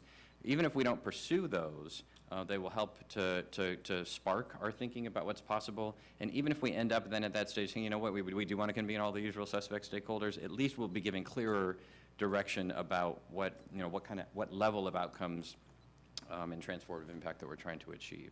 So I think there is a way to get to both of these places, but I do think if we're going to invest the kind of resources and staff time that has been outlined in this process, that we want to maximize our chance that we're going to get something that's truly transformative. Mr. Christoph, I'm sorry. Yeah.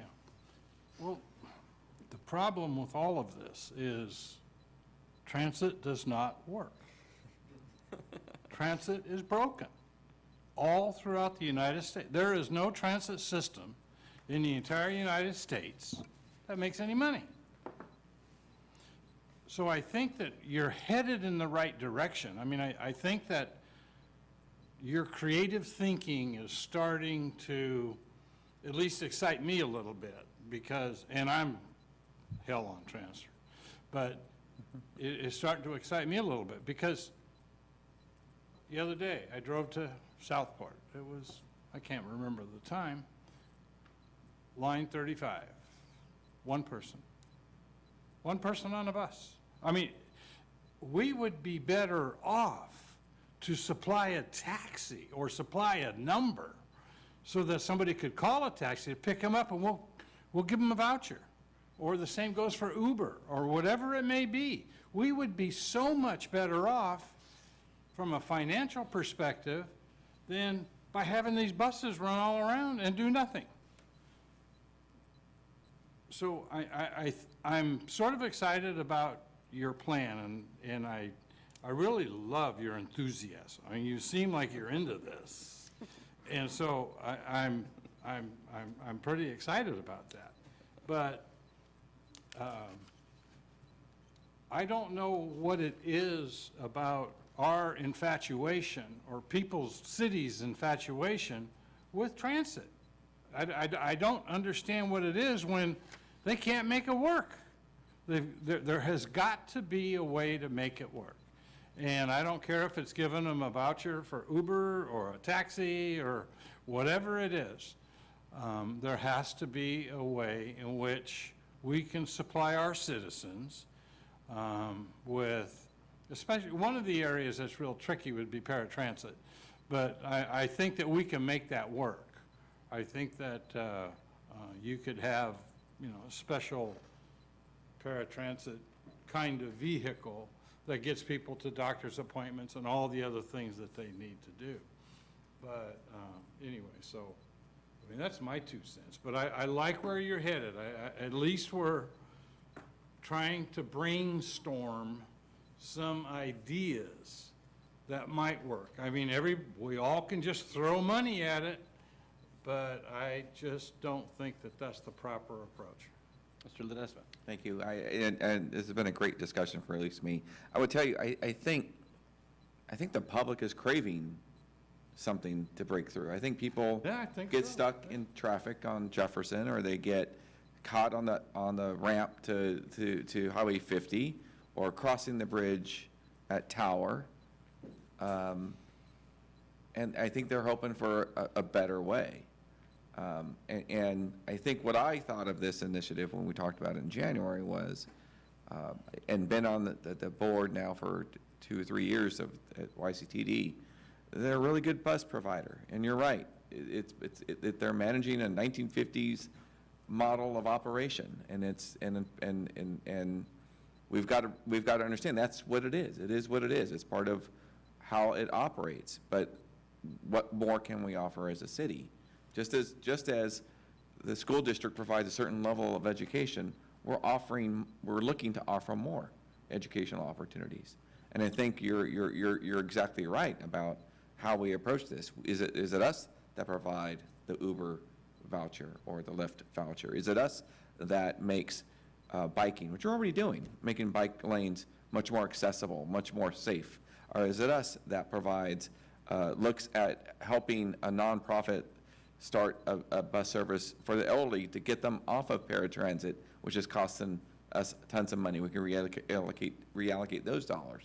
So again, I think those that are, and there might be other technology breakthroughs that we haven't even thought of yet. I know the mayor shared with me the other day a model being tested in Boston and Washington of transit service that is much more akin to on-demand service.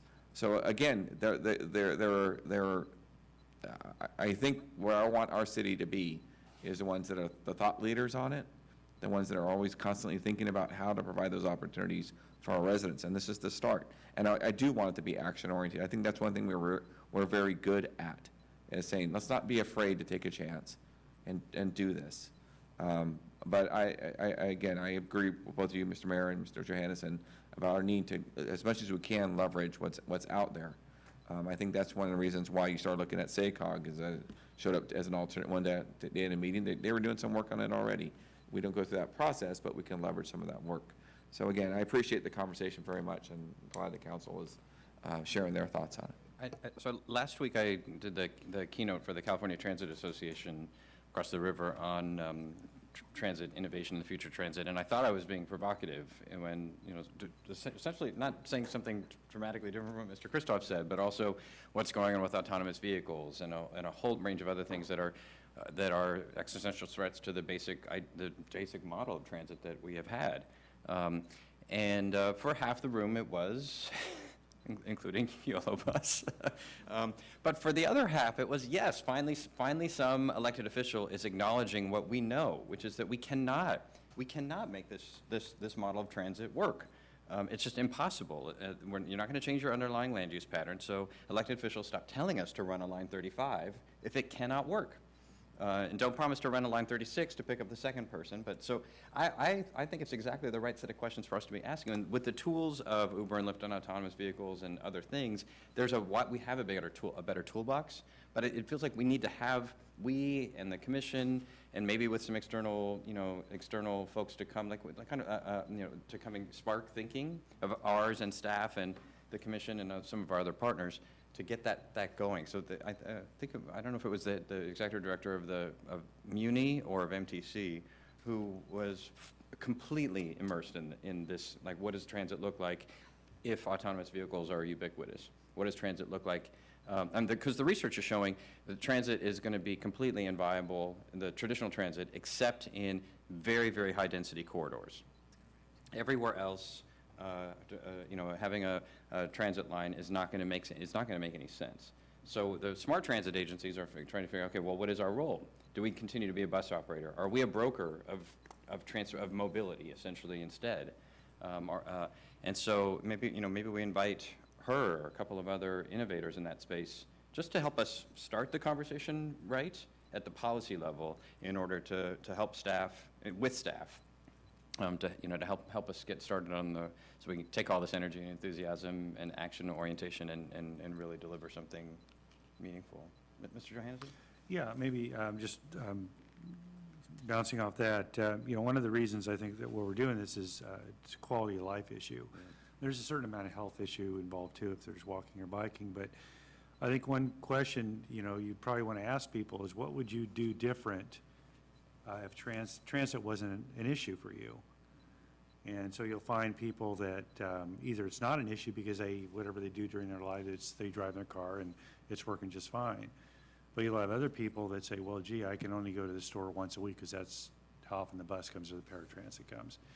And you start looking at ways for the folks that are limited their ability of improving their quality of life because of the lack of transit options, and then kind of go from there, because then I think you're going to start identifying barriers,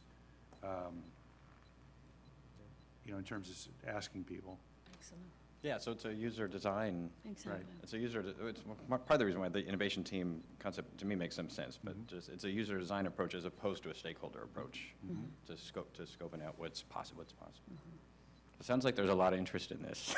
Yes, and this is very good direction. Thank you so much. I think that we definitely presented a model that was conservative. If I could just clarify the direction, though. So the notion of a typical planning process where the staff person identifies an inclusive process as number one, I'd like just to delete that and pursue a consultant, bring some expertise on staff that can help define a process that's not from 1975.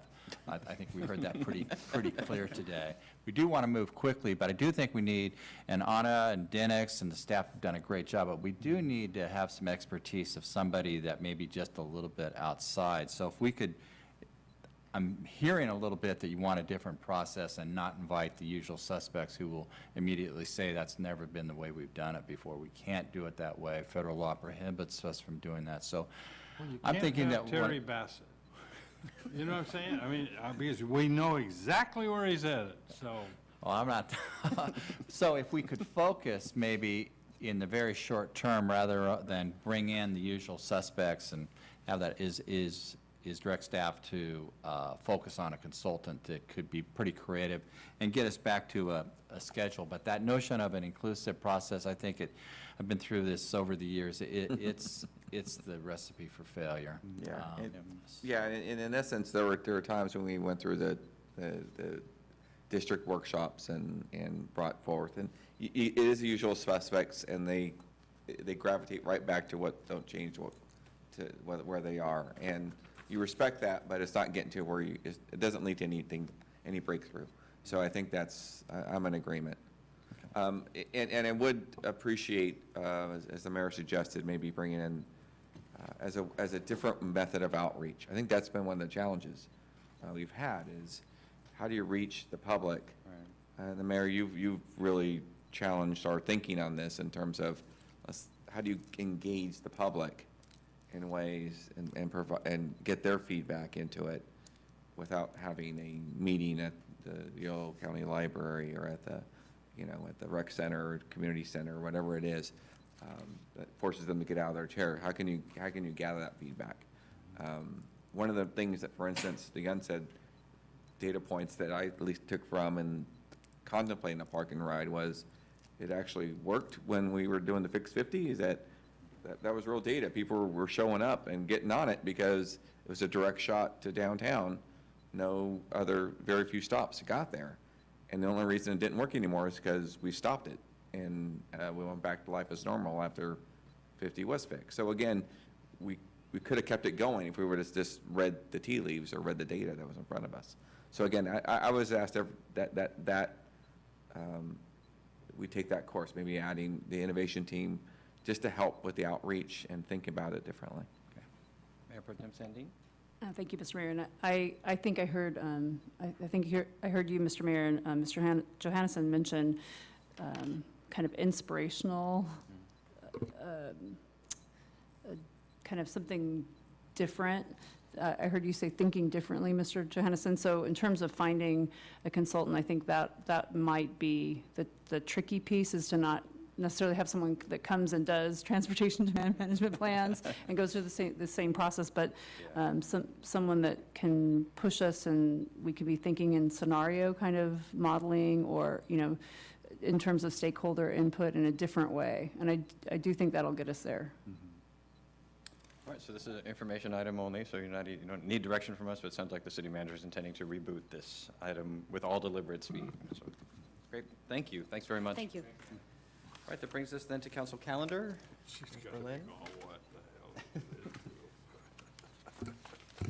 Good evening, Mr. Mayor, members of the City Council. Here are a few dates that might be of interest to you. As Chief Howman mentioned, on Friday at 10 a.m. at Station 45 is the Pulse Point program rollout and media event that you're all invited to. And coming up later in the month on June 17th, that's a Friday, at 10 a.m. will be the Village Parkway South grand opening, and that event will take place near its connection with Gregory, and there'll be parking along there. And Friday, June 24th at 10 a.m. is the grand opening of the Joey Lopes Park. And then on Saturday, the 25th, starting at 8 a.m. is the K-9 trials at River City High School. All right, any questions on the calendar? City manager report. Mayor and council members, two of you, the mayor and Councilmember Ledesma, serve on the Successor Agency Oversight Board. There's a memo, I believe, at your desk.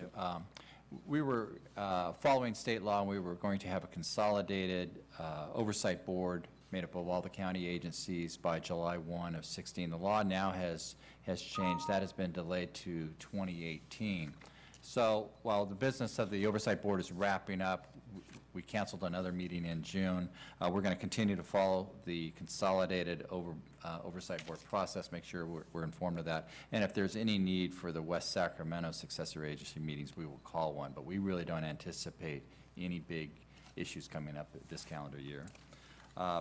Also, at your desk was a memo on Off the Grid, which is an exciting effort that's occurring in the Bay Area.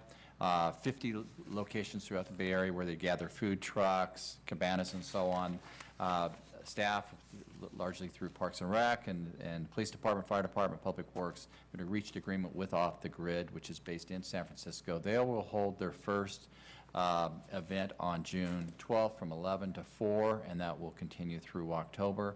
We do have an out provision in the agreement. If it doesn't work out, there's no cause we can terminate the agreement, but we anticipate a lot of activity on the Riverwalk each Sunday from 11 to 4. And then finally, I want to thank the council members who came out to Bridgeway Lakes Park. Amanda mentioned another event coming with Joey Lopes. Also on Bright Park, we are working on the design for the next phase. As we recall, under our joint use agreement with the school district. They have to approve the plans for what the work that we're going to do on Bright Park. So at the June 6th 2x2 meeting with the school, we'll go over Bright Park's plan, which would be start construction later this fall. Right, any questions on city manager report? Staff direction from members of the council, other council communications? I do have a Mr. couple. Christoph. Can somebody get a hold of the YOLO Sacramento Mosquito Abatement District? A number of people have called, and they think that it would be very beneficial to put some mosquito fish in Lake Washington. They think that it has been forgotten. I don't know if Sacramento, if the Vector Control Agency has already done it. I have no idea. But they, especially people that live around there, don't seem to think that they have. So if we could just drop them a line, that'd be great. And one of the other things is I'm going to retire in November. I will not be seeking reelection in November. So I just wanted to give the community an opportunity to think about if they want to run for a seat on the city council. There will be one vacant seat. And I know that there's a number of people out there that are really good people, and I don't have any idea if any of them want to run for a council seat. But at the same time, it's going to be open. And I've done this for 30 years, and I think it's time that that I move on, I move forward. I love what I do. I really have enjoyed being a representative of the community for 30 years. But it's like anything else. You know, you work for 30 years or whatever it may be, and it's time to retire. So anyway, I've decided to make that announcement, and we'll see what the reaction is. Thank you. Thank you, Mr. Christoph. I think we all know what the reaction is. I know for your colleagues, and I know for the people of the city, it's shock, it's understanding. Most of all, it's appreciation for the tremendous work that you've done for the city, the heart and soul that you've put into this community and to the council, and the authenticity and the sincerity with which you've labored so hard for the people of the community and for its future. The mark that you've left on the town that is your home has been indelible and so broadly appreciated and loved. So we will be over your objections. You know, with I know we will be celebrating the 30 years of contribution that you have given to this community, and the tremendous accomplishments and achievements that you have delivered to every person and child and pet and business, everyone that's ever been inside the city of West Sacramento. So I don't know exactly what to say because this is just kind of a shock, but just know how much you are appreciated in every possible way, as a human being, as a professional, as a public servant, and as an inspiring leader in the community. You've done so much for West Sacramento, and we appreciate your service. Well, thank you for the kind words. There'll be many more to come. So, all right, with that, we have no future agenda item requests. Is there a motion to adjourn? Second. It's been moved by Mr. Johannesson and seconded by Mr. Christoph. All those in favor, please say aye. Aye. Aye. Any opposed? Hearing none, motion carries. The meeting is adjourned.